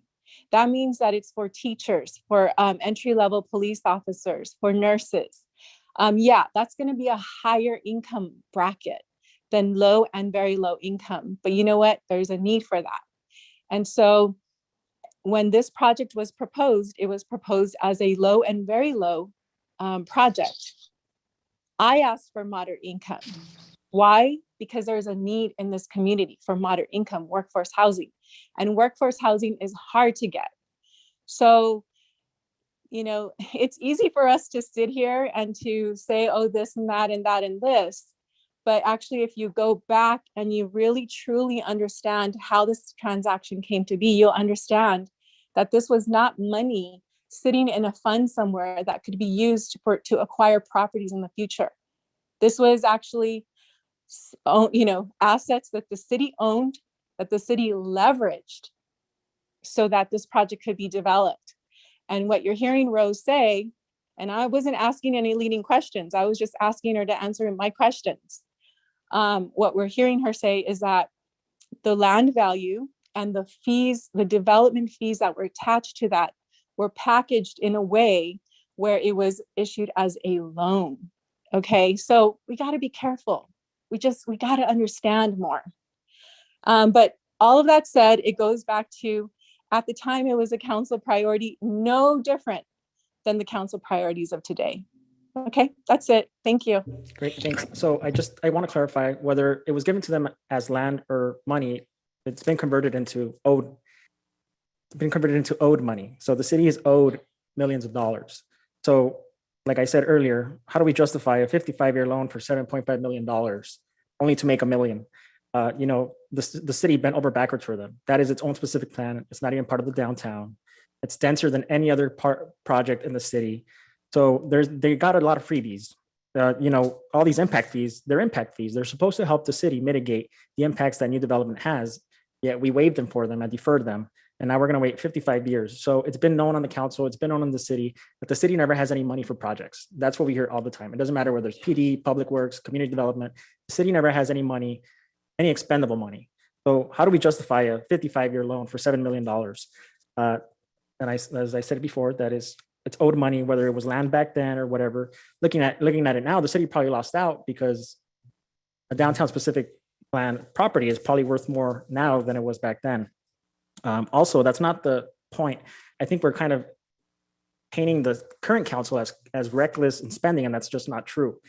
The council was told multiple times that we had over $12 million to spend by staff. I think the real question is, why have we been approving, not we, but why has the previous council had been approving these budgets where we show that we have all this money, which we won't have until in 55 years. So that's, to me, that's the irresponsible portion, because I know that council turns around and tells everybody that the books look great, that we have all this money, that we're in great shape. And so now you look at it, we don't have this money. It doesn't exist. It's not even liquid. I could write a number on these books and say that we have it, and it's not there. So if it's not liquid, we don't have it. And so for the next 55 years, what you're telling me is that we would have been passing these proposed budgets, telling everybody that we had 12 million in the bank year after year, even though we don't have it. So that's what's concerning to us, that there's millions of dollars that were lent out, but they're not showing that in the books. We're showing it as if we had a liquid. And then we're lying. We're not just lying to ourselves, we're lying to the community. So when we pass these budgets, it's important to know we had just passed the budget before we started expenditures. We were told that we had $12 million. The council spent $1.4 million on the torch project with Habitat for Humanity, and it spent another $2.2 million on what will soon become a family shelter. That's not even half of $12 million. And we ran out of money. That's when we had to take a loan out of a different account. That is an issue. And that's not on this council. That's what's been being told to everybody for years. So this idea that we weren't doing our due diligence is just false. That's where the issues are coming out. It's not about, we're aware of what was given. We're looking at the paper. At the end of the day, the money is owed. We gave a 55-year loan. The city is owed over $6 million, $7 million. And we need to do our due diligence and make sure that people are paying back the money honestly, and there shouldn't be an issue. We should be able to check Rome's books, and that's it. And as for the affordability, I mean, affordable is such a vague word, and I've always said it. There's a senior couple that spends a lot of time at the senior center, and they don't live here anymore because they got priced out of the Rome project, and now they live in West Covina. So now that senior couple is driving all the way from West Covina here because that's where they found actual affordable housing that meets their needs. So again, it's not about expenditures and spending. The city never went out and spent recklessly. The city was told that we had this much money and we don't have it. That's the problem. The second problem is that we've been passing budgets this way for years on end. And when I mean we, I mean the council in general, not myself. Mayor, I Yes, don't want to go go on and on, but really quick, I think it's important. Okay, the lesson learned here is whenever the city says that it has assets or it accounts for assets, we need to understand what funds are we talking about? Are they restricted? Are they unrestricted? Are they liquid? Are they, in what format? And that's why I was asking for a full briefing from staff. It's one thing for staff to say, yes, we have 12 million in, in housing assets. It's another thing for us to really ask for a full briefing. And so that's that. I think we can all say that, we'll be better off moving forward, having understood that and learned that lesson. Second, I really just want to reiterate that the millions of dollars that was attached to the land. It was not a loan that was taken out of a fund and given to a developer. And I just hope that comes across, more clearly. And that's all. I don't really want to go in circles about it. Mayor, if I just may interject really quick. Great. Yes, Councilmember Damon. So just a couple of things. Number one, I want to just clarify that I am very well aware of where this money came from and that it was put into a loan for Rome. The breakdown is here. There was a land acquisition of 2.16 million, the deferred fees, and then the construction that came out of the home funds. However, when we were told that we had those 10 to 12 million dollars, we were given a list of properties to be able to give direction to sought after based on the fact that we had those 10 to 12 million dollars to choose from. That's what it was told to us, that we were able to use that money for those property acquisitions when it turned out that we didn't have that money. But my thing is, going back to this, it's not that I'm speaking just to speak. I'm speaking in the reference of a loan. This is a loan, whether They got, you know, 2 million from one fund and 2 million from another. The end of the day, everything was totaled up. It was almost a $7.5 million loan. If it was liquid or not, it doesn't matter. It was in form of an asset. It was still a loan. My concern is that we gave them a very generous loan of 2.75% interest rate at a 55-year loan term. Where are we making our money from? Now, it says here parking, $2.64 million. What parking is this? Is this a parking structure? Are we making any money from that? Because from what I am aware of, that parking structure was built out of asset forfeiture money. So if that is the case, why are we allowing Rome tenants to use it? So this is where I come back to, where are we doing our due diligence? That's my whole thing. Where are the due diligence that we're supposed to be doing on this? Not the fact of how they packaged this deal to structure it, to make sure that they were going to make it feasible for Rome to be able to develop and construct this development. That's what they did. They structured it in a way to where they were going to be able to facilitate this development. But at the end of the day, this is a loan that we are now in here for 55 years at a 2.75 rate. But I am very well aware of how the funding came in, whether it was liquid or not. This is still a loan that we are owed.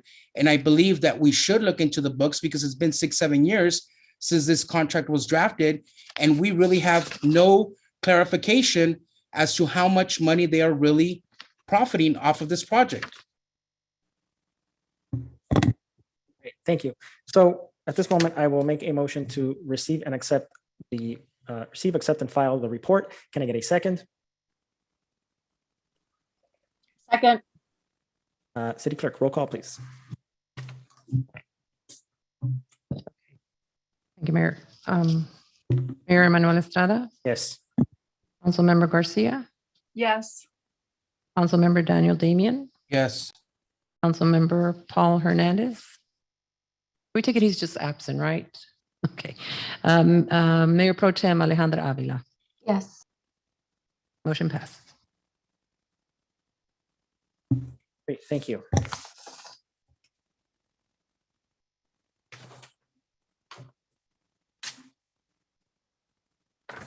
Then I did also pull item number 6, and I think it's important to talk about the homeless cohort. I think it's also known as a Tri-City effort, where Baldwin Park teams up with El Monte and South El Monte. You know, the tiny homes was, in my opinion, one of the biggest successes that's come out of Baldwin Park. We're leading the way in the way we do things. We're not only leading the way, we're setting an example for our neighbors. So we're not here to take on their issues and their problems. Homelessness is something that's very important to all of us, but it's also important to set the tone and the example. And that's what we're doing with this tiny home effort. It is 100% based and focused on locals. I actually visited the tiny home site throughout the process, and I actually met a lot of the new tenants. We keep hearing this talk that this tiny home program is a regional effort and that it's for South El Monte and El Monte as well, and that's completely false. The tiny home project is not part of the homeless cohort, which would include South El Monte and El Monte. And so throughout the past couple of months, I've heard current and former elected officials try to create this notion that we are welcoming in the homeless population of all the valley with arms wide open, and that is completely false. If there is any effort that would be bringing in these a regional population, it would be homeless cohort efforts. And so we saw a homeless cohort effort, and I believe it was the showers about almost a year ago, and nobody batted an eye. Last month, we opened up the tiny homes. That is 100% local, and we've heard a bunch of misinformation come out, and I just think that it's irresponsible to be doing that. You know, we cannot keep politicizing the most vulnerable in our community, and we have to keep acting. So it was important for me to just, you know, officially bring up the record so that everybody is aware that this project goes back to 2015. Not something that I brought, it's not something that the new council brought, and it's not anything that's related to the tiny homes. So if anybody has any comments, now is your time. Yes. I'll be brief. I know at the last, or one of the last 2 council meetings, there was an item involving this cohort and our interest in pursuing funding for families at the brink of homelessness and possibly funding that would become available for ADUs that would be geared towards, again, families at the brink, who might experience homelessness without intervention. So that is something that this cohort is considering. It came to us at the last council meeting or the previous council meeting, and I think that will be another example of this cohort working together to, address the homelessness and preventative measures in this case, and in the case of the funding that I'm referring to. So we'll have to wait and see, but there should, hopefully we'll have yet another initiative to add to this collaborative effort. Yes, great, thank you. And I know that we are on other projects partnering up with neighbors, and then there are also a multitude of other projects that are being completely individually. And so I've told staff that they have to consider the pros and cons of projects, especially in a year like this where we have a multitude of funds and opportunities to take on this effort individually. We don't have to work with other cities if it's not the main, if it's not going to give us the best results. So staff is aware of that, and I know that they are diligent, and I know that they're also very knowledgeable on the topic. So I trust that they will make the best decisions on the behalf of our city. So at this moment, I'll make a motion to receive and accept, file the staff report. Can I get a second? Second. The clerk, roll call, please. Thank you. Mayor Estrada, Yes. Councilmember Damian, Yes. Mayor Pro Tem Avila, Yes.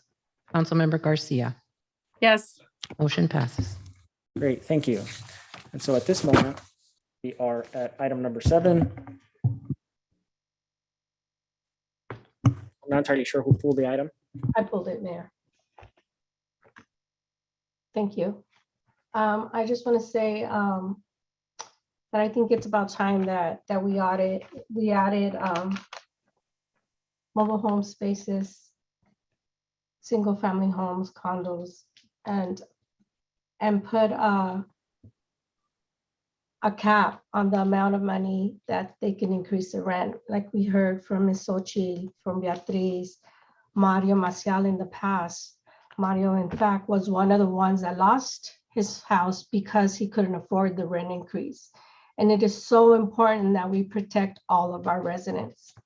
I know there was some concern about landlords losing out money and that they were already being fair. Well, this isn't being done for those landlords that are already being fair. It's not going to affect them at all. And I appreciate them.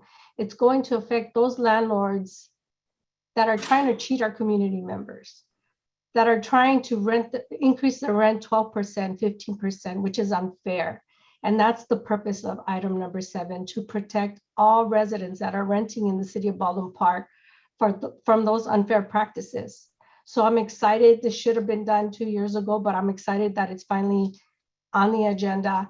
Hopefully it'll pass. So come January 1, 2022, it doesn't impact our residents because the LA County moratorium will cease January 1. So hopefully this item will pass. It will help our residents so that they're more at ease knowing that the rent increase won't increase by a large amount. And if it does, please be sure to notify the city of Baldwin Park so we can contact the landlord. That's all on that item. If anybody else had any other comments. Mayor. Yes, Councilmember Garcia. Thank you. Well, I was on the council a couple of years ago when we adopted the rent control on multifamily properties. I supported that. And when this item came up, this, new additions to the ordinance was proposed, I asked that we take some time to really understand, to be thoughtful, to consider the policy impacts, especially for, my concern is really for single family homes that are owner occupied and what happens at the sale of those properties. How a rent control ordinance would impact, the value of their properties. And that's something I still don't have answers for. And I also just think that we rushed this. And so I'm going to oppose this like I did at the last council meeting. That's all. Great, thank you. Mayor? So, yes, Councilmember Damian. Yeah, and I just want to clarify, there hasn't been anything that points out or that shows us that a rent control ordinance in a city has diminished property values. I'm in real estate, I'm in mortgages, and trust me, the values of the properties are not going down. There are cities like Santa Monica that have rent control and the property values have not decreased. So there hasn't been any proof. I've looked through the California Association of Realtors, NAR, the National Association of Realtors, and there hasn't been any proof, nothing that points that a rent control ordinance in a municipality or a city has impacted property values. Mayor? Yes, Mayor Pro Tem. I just want to add that I don't feel it's being rushed. 2 years ago, I asked that we add these items on. And if we don't act, then come January 1, 2022, our residents will be in trouble. So we do need to act now. It's been in mind, and I had asked the attorney back 2 years ago to put those items on this, but it wasn't done. It wasn't approved, but I'm glad it is now. And we do have to approve it. I hope my colleagues are in agreement, because if not, our residents will suffer. With that, I would like to make a motion. Oh, before you do that, Mayor Pro Tem, Yes. can I just add one more? I wanted to ask the mayor for the floor just to mention, I do have a friend who is looking at purchasing a rent control property in the West LA area.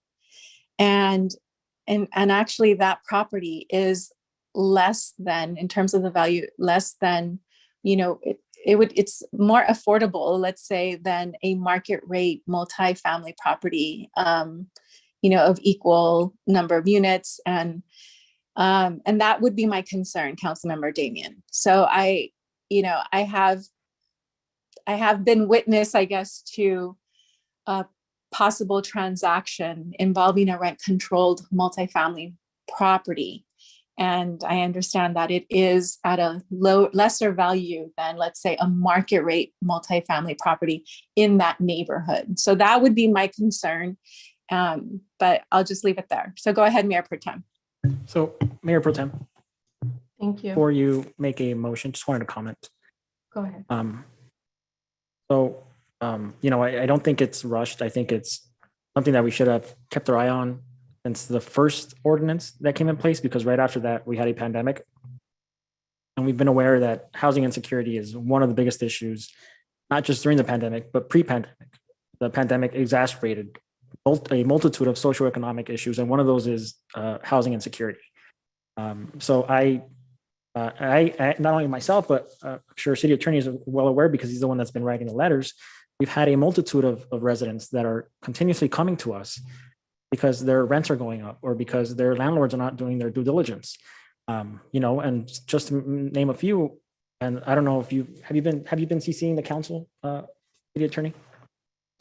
Mayor, I don't CC the council on everyone. When it gets to a point where, I think there's some issue that's out of the norm, I will CC the council. Great. And I do think the council was at least aware through voice that we are currently dealing with at least 3 properties, and that's just that we know of. And there's one on Fraser, there's one on Badillo Circle.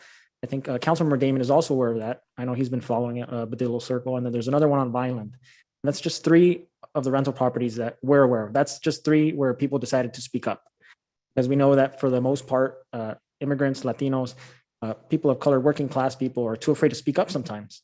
But we know that this is an issue. We should be following housing 24/7. We've been having these discussions about ADUs and SB 9 and SB 10, housing element, RENA. And so we should be knowing the facts, right? 2 years ago, before rent control passed, Baldwin Park had the highest eviction rate at 1%, higher than the county. What that number is today, I'm not sure. We know that it takes $100,000 to be able to comfortably afford a home. And that's a study that was done in 2018. And we know since then prices have skyrocketed. So that number might be different. The average median household income in Baldwin Park is less than $70,000. So we know that the average family needs some sort of support. We know that it's not just economical support. We know that this leads to other things, right? We're avoiding economic stress that then reduces your health, your mental health, your ability to eat healthier, your ability to have a stable education. And we're seeing that the skyrocketing prices in housing and the development that housing has brought is hurting our families. It's not hurting just our families, it's hurting the systems that they rely on. It's hurting the school district. What's the school district going to do when they don't have enough for one school anymore? And how does that affect us? Right? Baldwin Park is slowly but surely becoming a place that is not friendly to families, and we need to change that because we need continuous generations. One of the things that we learned about our community during the RENA and housing element was that people want their kids to be near them. And one of the biggest fears is that they can't do so because they can't afford it. So we keep these things in mind. I keep these things in mind. I've met with a multitude, and I mean a multitude of people, even in groups from the apartments. So I did do my due diligence, and I keep the facts in mind. I keep the fact that our city hasn't grown in 20 years in mind. And I keep the demographic of my city in mind. And I too agree that I don't see any proof that this is going to hurt property values. We hear property values, we get thrown out every time something people don't want gets passed. You know, and as many of you know, we've been working with Habitat. We were looking at properties to purchase. We thought we had $12 million in the bank. So I did spend some time. One of the ideas that we had was that we could potentially buy a multifamily complex and turn it into HOA, into affordable home ownership. Throughout that time, whenever I found one of those, I never saw the price decrease. I never saw a affordable price, because if we did, trust me, it would have been ours now. So these prices are not hurting the Baldwin Park, stock of housing. So, you know, I feel comfortable passing this. I think it's necessary, and it's our due diligence to really, you know, pay attention to the facts and pay attention to the needs of our residents. We also have a 45% renter rate, and that's important. So those are just my comments. But Mayor Pro Tem, go ahead, you have the floor. Thank you, Mayor. And you made a very good point. Working for the Baldwin Park School District, I know how many families, or I have come across many families that live 1 or 2, 3 families to a home because they cannot afford a place of their own. And this will definitely help them to be able to stay in their own home or their own apartment or condo, whatever they may be living in, and not have to double up with a family member or a friend because they got evicted because they couldn't afford the rent. So I think this is a great ordinance. I think it will prosper. Let's put it in place and see that it will be good for everybody. So with that, I'd like to make a motion to pass item number 7, second reading of ordinance number 1466, entitled An Ordinance of the City Council of the City of Baldwin Park, California, amending Chapter 11, Section 129 to the Baldwin Park Municipal Code, prohibiting residential real property and mobile home space rental rate increase that exceeds 5% annually, within the city. Staff recommends that the City Council waive second reading and adopt ordinance number 1466, entitled An Ordinance of the City Council of the City of Baldwin Park, California, amending Chapter 11, Section 129 to the Baldwin Park Municipal Code, prohibiting residential real property and mobile home space rental rate increase that exceeds 5% annually within the city. Thank you, Mayor. Great. I'll second. Great. City Clerk, roll call, please.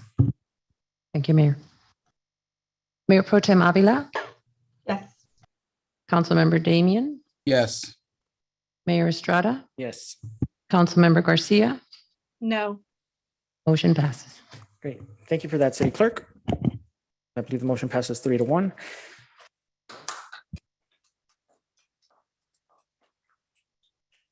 So at this moment, we move to the public hearing. We have a request to the City Council from the Planning Commission to approve development agreement 21-02 to permit a commercial cannabis cultivation and manufacturing facility within the industrial commercial zone pursuant ordinance 1442.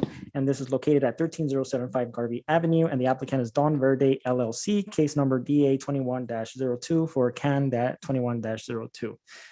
So go ahead, Ron, you have the floor. Yes, thank you, Mayor. Associate Planner Melissa Chipris will be providing the presentation.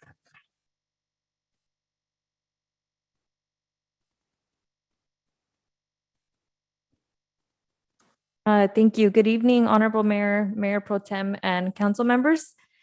Before we begin the presentation, I did want to make a quick note of an error in Ordinance 1465 that was provided to you in your agenda packets for tonight.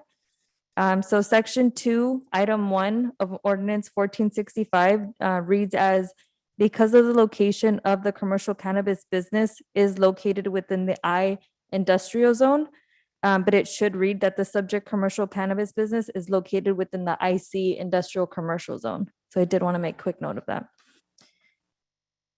Okay, so the case before you is Development Agreement 21-02. The applicant Don Verde LLC and is requesting to establish a new manufacturing and cultivation cannabis facility. Next slide, please. The applicant is proposing the cultivation and manufacturing facility at 13075 Garvey Avenue. The subject site, again, is located within the IC Industrial Commercial Zone and has an approximate lot area of 15,538 square feet with a building footprint of approximately 5,028 square feet. Next slide, please. The applicant is proposing to utilize a total of approximately 7,782 square feet of the existing two-story commercial building. The interior of the existing building will undergo tenant improvements on the first and second floor to modify the space for the purposes of cultivation and manufacturing of cannabis. Next slide, please. So the planning division has reviewed the application to ensure compliance with all requirements set forth in cannabis ordinances 1442 and 1443. The location is within the required zone district and is at a distance greater than 600 feet from a school, childcare facility, youth center, or park, and is at a distance greater than 25 feet from a dwelling unit within a residential zone. And on here on this slide, you can see staff has compiled the map indicating the distances between the proposed cannabis facility and the closest residential structure, which we have here.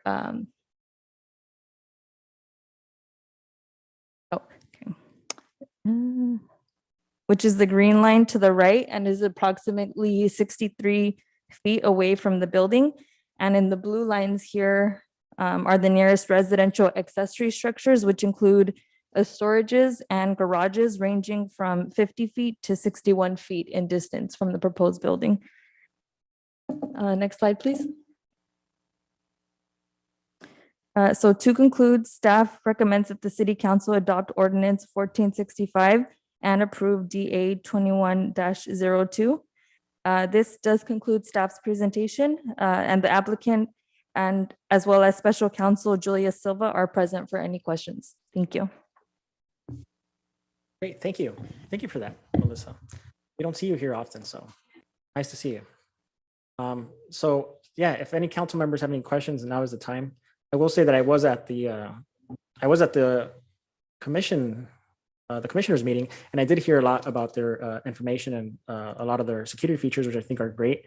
Then I also saw that it is that the landlord is also very well aware of what's going to go on there, and he's supportive of the idea. So he was here, and I think that's also a good thing to note, right? So council members, if you have any questions or concerns, the floor is yours.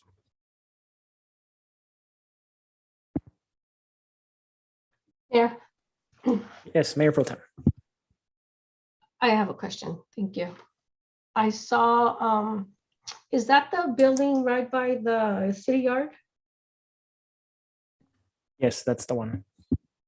How far is that from the facility that we just purchased? I think it would be a good, sorry, I'm answering all the questions, but maybe Sam knows, but we do have, so I pass by there often. So we do have the city yard, then we have the Aristocrat Motel, and I think there's another property, right? So Sam, do you know approximately how many yards away it is? No, I don't, not off the top of my head. Okay, I know we have a certain feet requirement that needs to be away from residential areas. However, again, this is my concern. It is the required amount of feet away from a residential area, it doesn't take away that it's very close to a residential area. There's 2 schools by that area where children will walk by Fraser,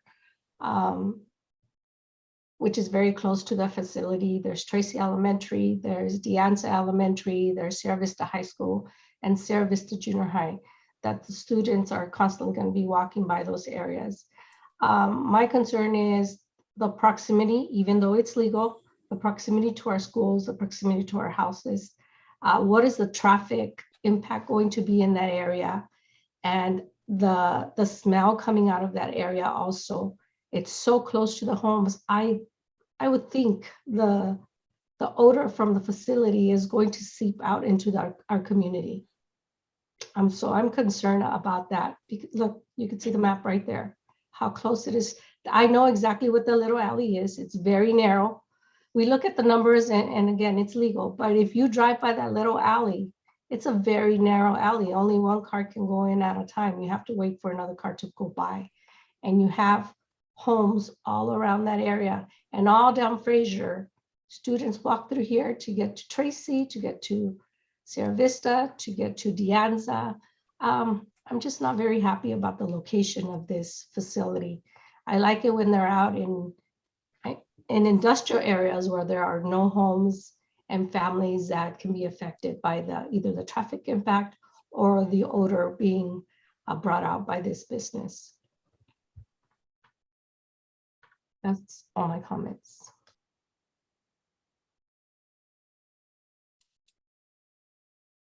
Thank you. Is there any other council members that have a comment, question, concern? Oh, Mayor, I have a question for the applicant with regard to Mayor Pro Tem's concern about the odor. Is the applicant present to answer a question about that? Hi, thank you for allowing me to come here today. Ms. Garcia, so on the odor mitigation piece of it, we take extra precautions in ensuring that odor is contained within facilities. So to give you a sense of how that's accomplished, we have a building here, right? Within that building, we built another box within that building that's completely sealed by way of foam cold storage panels. In addition to that, we have bipolar ionization located throughout the facility, which is in the HVAC system. It essentially takes this gas that has this smell, breaks it down to its most simplest component parts, mostly which is carbon dioxide. And so when you do that, you eliminate the odor that way. And the other technology that we use are carbon filters. Basically destroys the smell. Those carbon filters are located in each room where any marijuana is located, as well as throughout the hallways and in the front to further kill any odor that you might have. So we take next level precautions to ensure that there's no odors floating to the community around us. Speak to the other concern the Mayor Pro Tem had, our security provides what's known as the halo effect to residents and businesses around us. And so what I mean by that, and there's actually evidence that only supports a decrease in crime when you have a cultivation operation in the area. That evidence was based on a study done in Denver, Colorado, as well as a study done in California. And the reason is the following. We have an internal security guard there during work hours. And so that person's constantly watching our video equipment, watching what's going on in the area around us. We have security cameras located outside all the perimeter of the building, many of them, and we can see as far as 400 feet away. And so not only do I have a security person on site watching those cameras, but 24/7, I have a live person watching our facility and within 400 yards of our facility. So our neighbors, our residents behind us, if anything's happening at their houses, we'll be able to squash that, immediately call the police and let them know what's going on. So we're adding an extra layer of protection or security within 400 yards kind of around where we're located. And in addition to that, we have lighting so that, you don't have people lurking around. And so the evidence, I guess at the end of the day, I can talk all I want, but the evidence suggests that when a legal validly licensed cultivation operation is in the area, there's actually a decrease in crime. So hopefully that gets people comfortable with that concern. Mayor, I have a couple of questions. If Councilmember Garcia is done with her questioning. Yes, thank you. Thank you, Councilmember. Yeah, Mr. Parra, have a question. I was reviewing your application. Do you currently hold 4 different licenses? Yes, I have. I'm on licenses in the city of LA, 3 different licenses, and I had sold a business with a cannabis license. That sale took place about a year ago. And you said security-wise for this facility, you're going to have, obviously you have the camera system that's going to be monitoring your facility, and you can see up to 400 feet. Are you going to have 24-hour security at your facility? Yeah. So my approach is, it's the same approach I use in South Central LA, which is where my other facility is located. Is we have a guard on staff 10 hours a day during basically starting at 8 in the morning and being there throughout the day. And then after that person leaves, we leave it to the third-party surveillance company that's constantly watching our facility. And as a practical matter, what I've found is that that security company is much more capable of diffusing a situation as opposed to an internal security guard who may be faced with 5 people, with guns. So it I think reduces the chances of something like that happening by way of having an external group watching us and diffusing the situation. And have you ever been robbed before at any of your facilities, and how have you managed that? Yeah, we had been attacked at one point. It was about 6 cars deep. Guys jumped out of the car all at once at us, and how we managed it was the example I just laid out for you.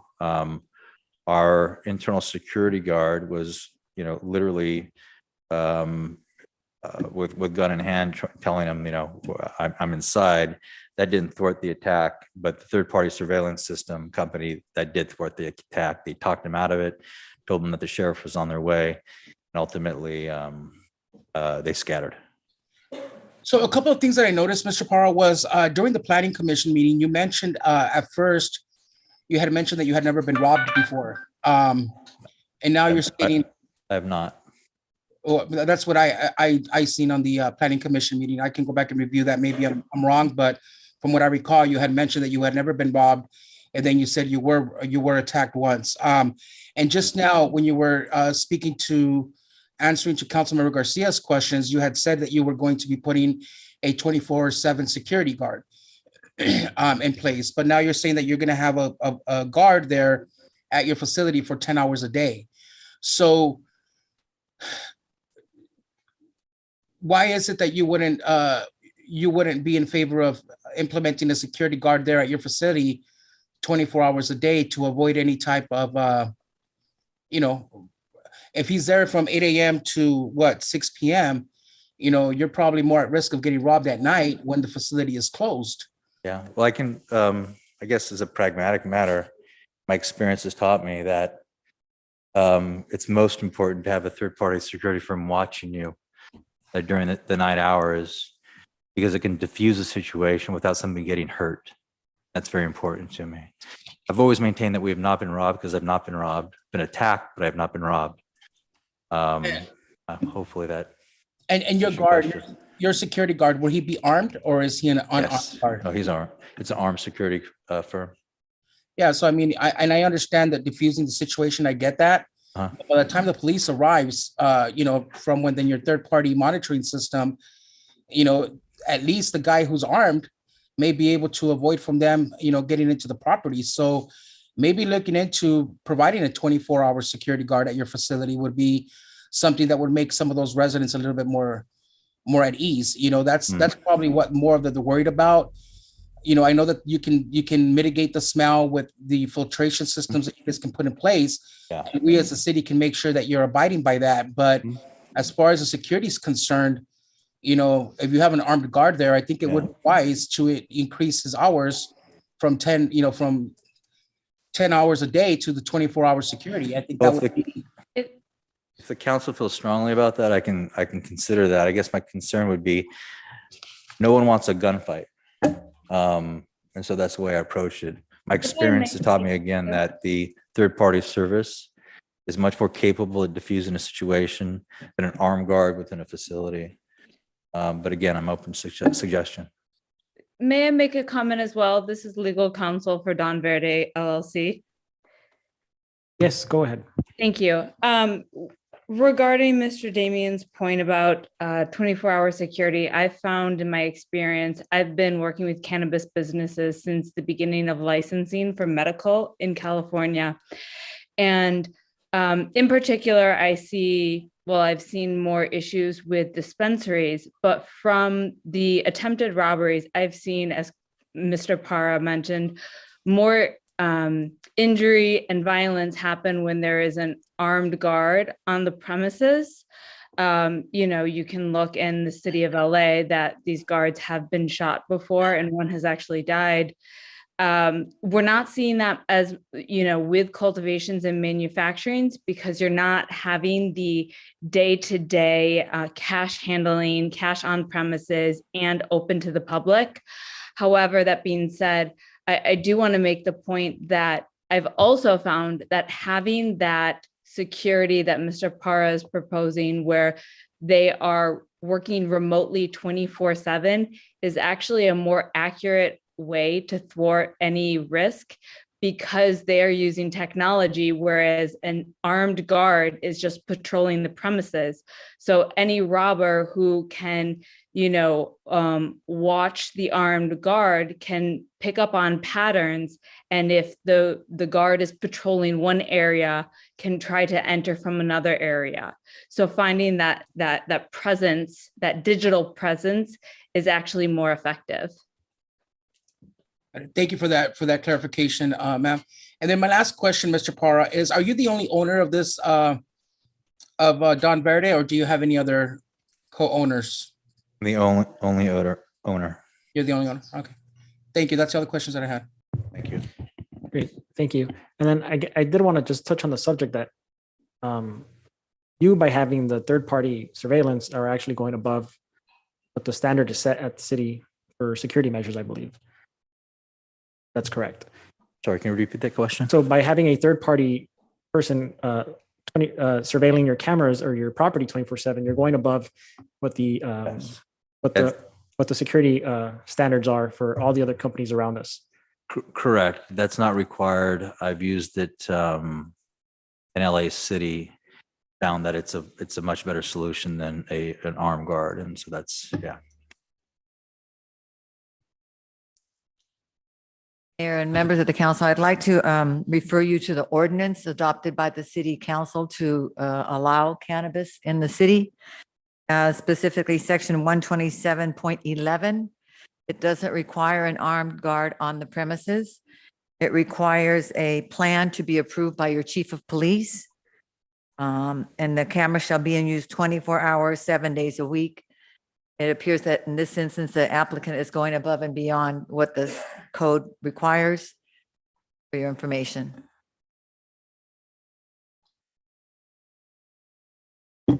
Great, thank you. I believe, Mr. Osorio, did you have a comment to make? Yes, thank you, Mr. Mayor. Good evening. My name is Luis Osorio. I'm a land use planner with JRG Attorneys here in Salinas, up in Northern California. We prepared the application that was submitted on behalf of Mr. Parra for the project that is before you tonight. And in regards to the security, as it was just mentioned, the city code, the municipal code has certain requirements for security. Our application contains a security plan that includes all the items that are required by the municipal code, which also follow the requirements of the state law for security. There are a number of requirements, as you may be aware of, that are required by the state. And I'm sure the staff reviewed the application and they found that the security plan that is in the application is consistent with all those requirements. And there may be some details, as it was just mentioned, that may have to be worked out in further detail with the police department, and Mr. Parra will be glad to do that.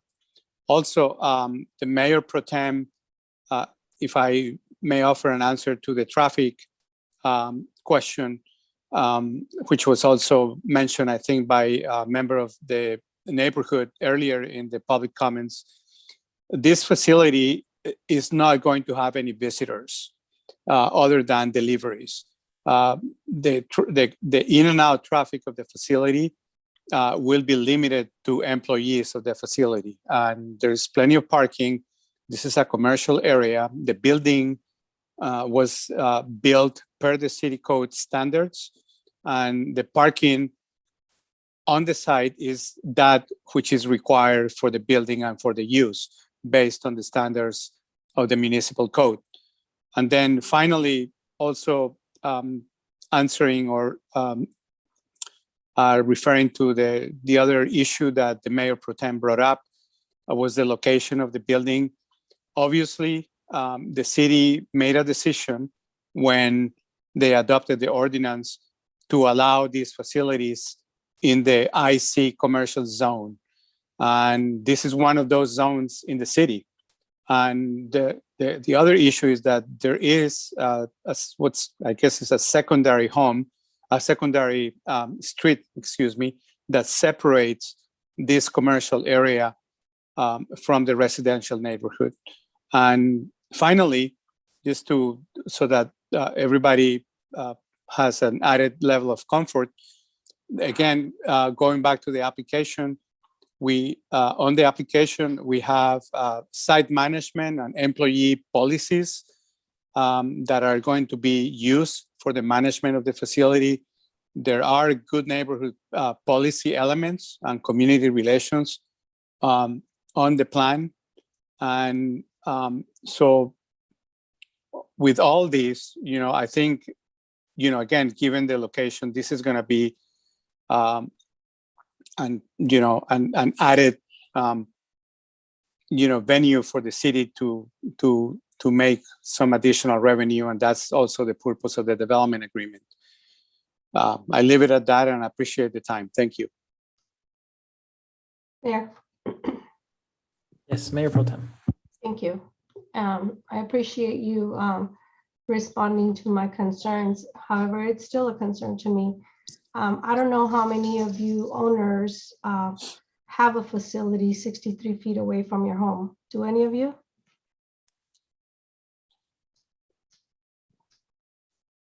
It's a question for me. No, I do not currently. But like I said, the empirical evidence, the evidence that's out there suggests that it makes the area safer. That's Would all I you have to say live on that. next to a facility like that? And of course, Currently, I don't. yes. I would, but I don't. Okay, so the concern here is residents are concerned. I'm concerned, and I know the ordinance was passed for this type of business to be in that area. I was not part of passing that ordinance. And I had mentioned before that I wouldn't approve cannabis in the city of Baldwin Park for the same reason, because they put it too close to homes. The distance that we approved, I don't believe is enough.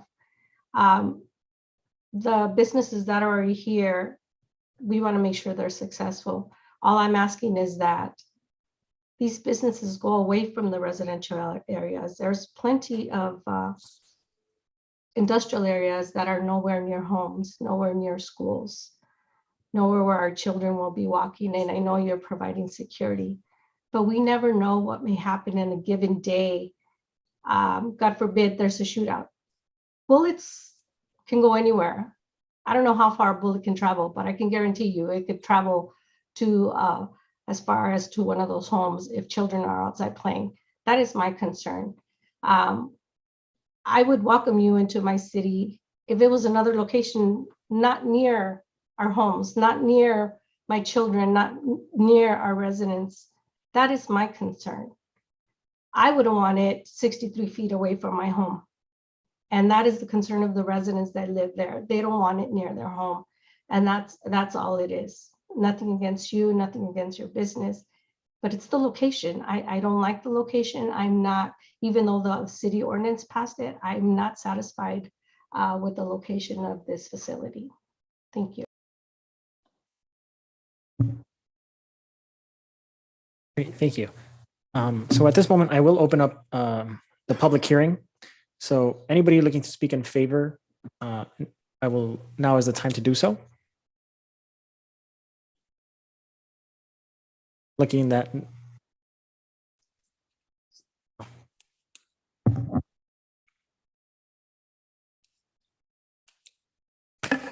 Buenas tardes o noches otra vez, señor alcalde. Quiero darle las gracias a la concejala Alejandra por externar sus preocupaciones y siempre estar pendiente de las necesidades más básicas de nuestra comunidad, especialmente de nuestros niños.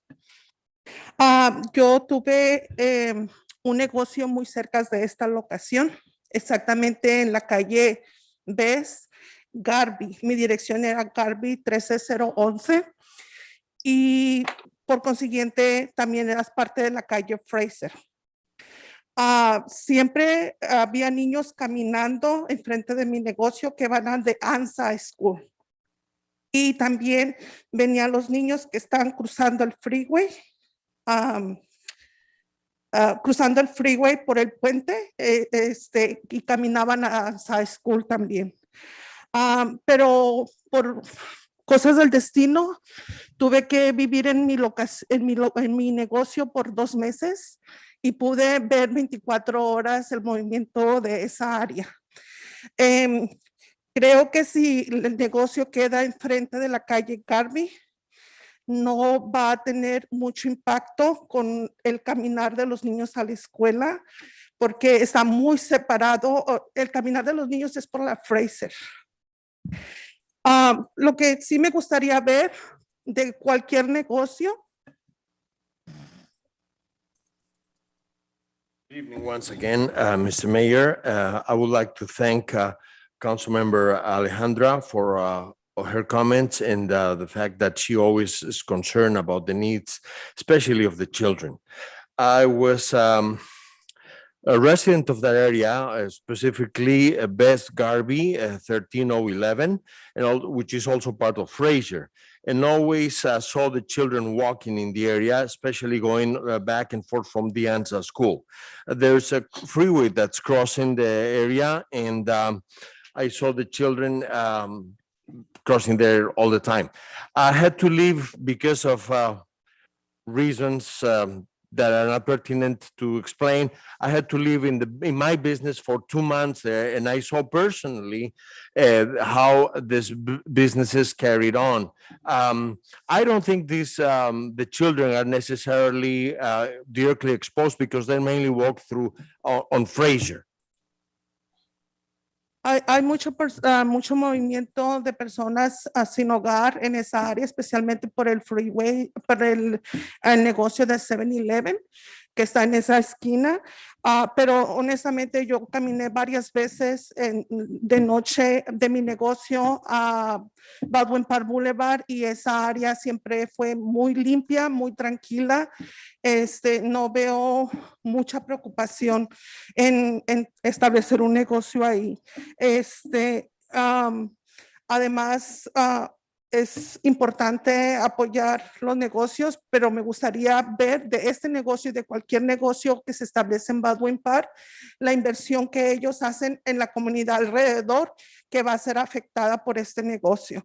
Sí me gustaría ver empleo para esta comunidad y más servicios de limpieza, especialmente en esa área que es muy necesaria, los servicios de limpieza y otras cosas para nuestros niños que viven en ese vecindario.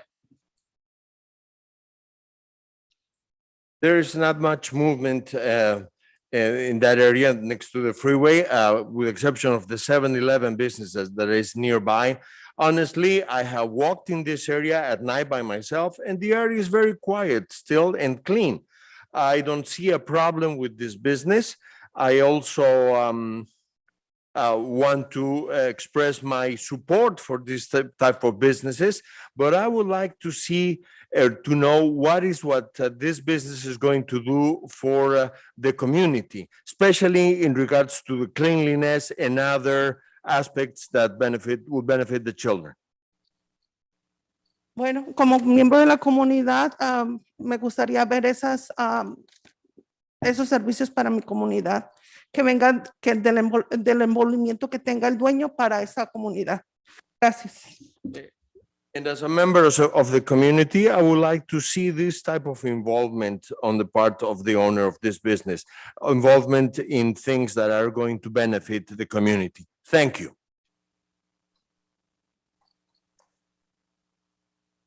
Is there anybody else looking to speak in favor?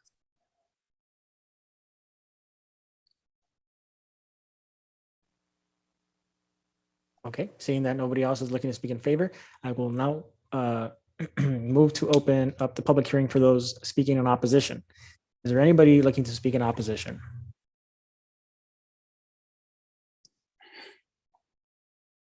So looking at nobody is looking to speak in opposition, I will officially close the public hearing.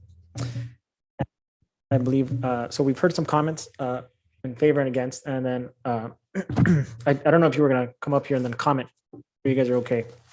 But I did during the public commission meeting, I did hear, so in the public commission, I can't even speak, the commissioner meeting, during the presentation, I did hear that you would commit to hiring 4 individuals. If you want to come up here. Yeah, I think we made 2 statements that kind of address her comments about our involvement with the community. The first was that we would hire 40% of the staff from the city of Baldwin Park. And the second is the technology used for vertical growing and for growing the cultivation. We would try to do a program where we do that for vegetables. So like showing the city, have like students come in and show you how you can grow vertical farms in these enclosed environments. So you're, just to be clear, you're doing vertical farming in that building. Yeah, part of the use will be vertical farming and cultivation. What Juan is describing is called controlled environmental agriculture, the growing big business today. It's over $1 billion industry. We created a program in the city of Los Angeles in District 9, where District 9 basically gave us a plot of land to build out again, a controlled environmental agriculture center. So it's kind of a mixed use site where we have custom made containers where we do indoor farming for conventional leafy greens and things like that. And then we have a greenhouse area. These are all conventional crops. We then, and what we're doing there is providing a training ground for people to come, residents, college students to come in and learn how to grow in these environments. It's not only, good for, your own skills, but also can lead to a career. And we provide a curriculum along with that. So as part of what we're doing in Baldwin Park, maybe on a smaller scale, but if the city is open to it and they can find land for us, we'd be more than happy to do something like that here. It's kind of a part of our branding message. We're doing the same thing in the state of New Jersey as well right now. Great, thank you. And I know, so I'm not entirely sure if any other cultivator in the city is doing vertical farming, but I think it's pretty neat that you bring it up. I think it's a Oh, thank you. Yeah, it is. It'll be interesting, and when we're up and running, you guys should all come and see it. But it's 2 to 3 levels of vertical farming, so it's pretty efficient. Yeah, very nice. And then I know that you also committed to the 40%, depending on how many people you staff completely. And I think that's just based on just I guess I don't know what the word is, but when you're in a cultivation, you need more people with chemistry knowledge and some type of Yes. We have a, so well, cultivation and manufacturing, we do need degreed scientists, and that can be a little more difficult to find depending on where you're at. But the majority of the workforce is more around and to the plant. So it's more like farm labor. And those farm labor positions can grow and elevate into other positions. So that's our approach, is they're entry level positions that can turn into something more. Very neat. Well, I did sit through the planning commission meeting, and then I'm here today. I think, you are going above and beyond the standards of security by providing 24/7 surveillance. And then you do have a neat concept of vertical farming, which I think is important to have around, right? I hear the concerns of my colleagues, and I think that we hear that concern a lot, but we hear it with everything. So like when we're doing the tiny homes, we're allowing sort of development, and it's a difficult thing to get around because we live in a 7 square mile city, right? In my 7 square mile city. And I've kind of always try to emphasize on that, where, you can have a single home on one side and you look over the fence and there's, a full on commercial zone. And that also happens on the other side of the city, such as Arrow. So it's one of the harder things to get by. But I think, you were patient, and I appreciate that. I know that you were patient as we were transitioning. I believe this is Julia Silva's first DA. Is that correct? Yes. So this is the first DA that our cannabis attorney works on. So I think you have a plan. You're pretty experienced. So I think you are a good partner. I don't know if any of our council has any more comments, but if not, I would make a motion to approve the DA. I'll second. Great. City Clerk, can I get, Yes, thank you, Mayor. sorry about that.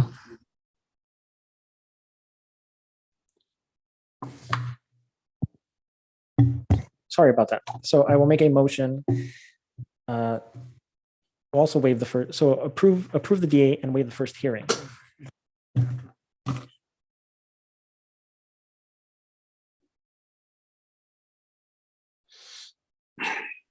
Title only. Oh, gotcha. So the motion is to introduce for first reading by title only, Ordinance 1465, entitled An Ordinance of the City Council of the City of Baldwin Park, California, authorizing the City of Baldwin Park to enter into a statutory development agreement with Don Verde LLC for the cultivation and manufacturing of commercial cannabis at the real property located at 13075 Garvey Avenue, Baldwin Park, California, 91706, APN 8556-022-043. And that's my motion. And Councilmember Garcia, I believe you seconded. Yes. And Mayor, for the record, may I also add the amendment on the floor by staff under section 2, 1, to be read as, because the location of the commercial cannabis business is located within the IC industrial commercial zone, it is anticipated that the use of the property is consistent with the other industrial uses with the area. Yes. Thank you for that, City Clerk. So the motion Thank you, Mayor. is on the floor. It was seconded by Councilmember Garcia. City Clerk, can you do a roll call? Yes. Mayor Estrada, Yes. Councilmember Garcia, Yes. Mayor Pro Tem Avila, No. Councilmember Damian. Yes. Motion passes 3-1. Great. Thank you for that, City Clerk. And I believe we move on. Where is mine? I believe we move on to the next. We move on to the next, and we have a report of officers, and that is a designation of primary and alternate representative for the San Gabriel Valley Mosquito and Vector Control District. So recently this the seat opened up. And then one of the interesting things about it is that we don't need a council member on there. It could be just anybody as long as it's a resident of the city of Baldwin Park. So I did ask Sam if any of the Public Works people might be interested, because I do think it might be related to the work that Public Works does. So I don't know if I know we've been very busy, Sam. So I would like to take more time to designate somebody. So I would just ask that the council is okay with moving this to maybe the next, or in January, we can appoint somebody with more time and a little bit more thoughtfulness for it. So my motion will be to move this over to the first meeting of January. Can I get a second?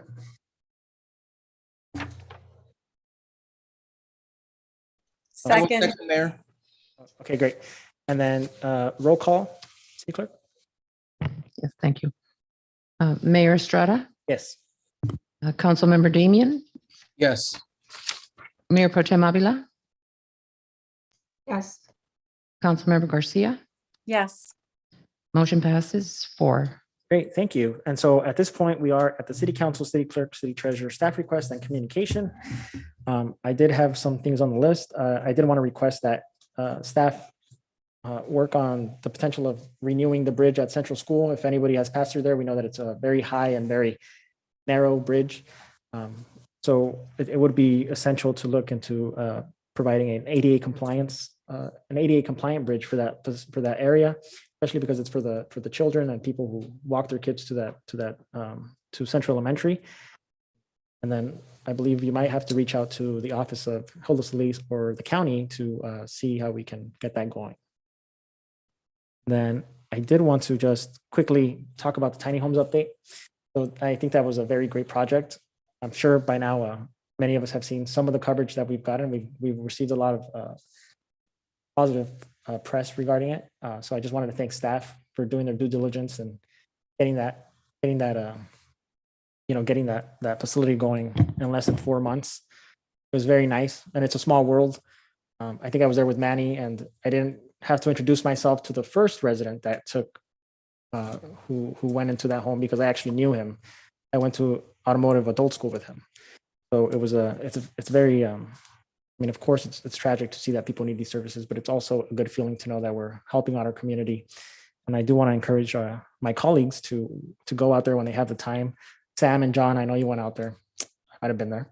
And you provided some turkey and you provided some mashed potatoes and flan. So, I'm thankful for that. So thank you for, going above and beyond for our constituents and doing that nice deed on Thanksgiving. But I do want to invite my colleagues to go out there and check out the site and talk to Giovanni, who is, I believe, the site manager, and get to also see our neighbors. You might actually know some of them.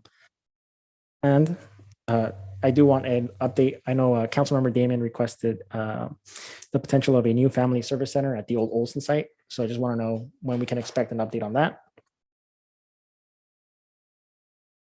And over the weekend, somebody did ask about the potential of being able to share like video with our PD. So if that's something that we can look into, have some sort of hotline or email where people would want to share some stuff. I know that that's something that people have been asking about. I know that in previous meetings, we were talking about a potential reward program for people who can help us solve crime. So that might be a good thing to look into. And then I want to remind everybody that tomorrow we have our tree lighting ceremony. I believe it starts at 5 and the actual tree lighting is at 6. Is that correct? Great. And then Saturday is a busy day. We have breakfast with Santa, and then we have the community health fair with the Lions Club. And then there is also a Baldwin Park High School resource fair that day. So that is a busy day, and I hope to see the community there. Councilmember Damian, I do see that you have an item on here, so I'm going to give you the floor. Thank you, Mayor. Yeah, mine's to direct staff to bring back to the December 15th meeting an ordinance setting a campaign contribution limit, as well as a campaign finance ordinance restricting contributions from city contractors, staff, or developers, or anyone applying before the city to do business. I was doing some research. There is a organization called California Common Cause, who's helped various cities. Right now, they're currently helping, I believe, the city of Pasadena to write some of these ordinances relating to campaign contributions, as well as campaign finance ordinances. There's a couple of cities that already have adopted this. For example, the city of Alhambra has a $250 campaign contribution limit. City of Beverly Hills, $450, Burbank, $500, Claremont, $250, Culver City, $1,000, Hermosa Beach, $250, Los Angeles, $800, San Diego, $650, Santa Monica, $340, and South Pasadena, $1,000. Currently, as where we stand, the city of Alder Park does not currently have any type of campaign contribution ordinances in place. So therefore, we fall under the default amount set by the state of California not to exceed the amount of $4,900. To me, that's a substantial amount of money to receive for any one particular donor. I believe that if we want to be fair in the campaign contributions, we should maybe adopt something anywhere from $500 to no more than $1,000, bring something back that we can implement. And then also, like I mentioned, the campaign finance ordinance restricting contributions from any contractor, city contractor, staff, or developers.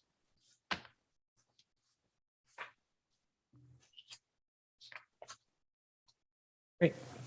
Thank you, Councilmember Diggin. Mayor? So, yes, Mayor Pro Tem. Thank you.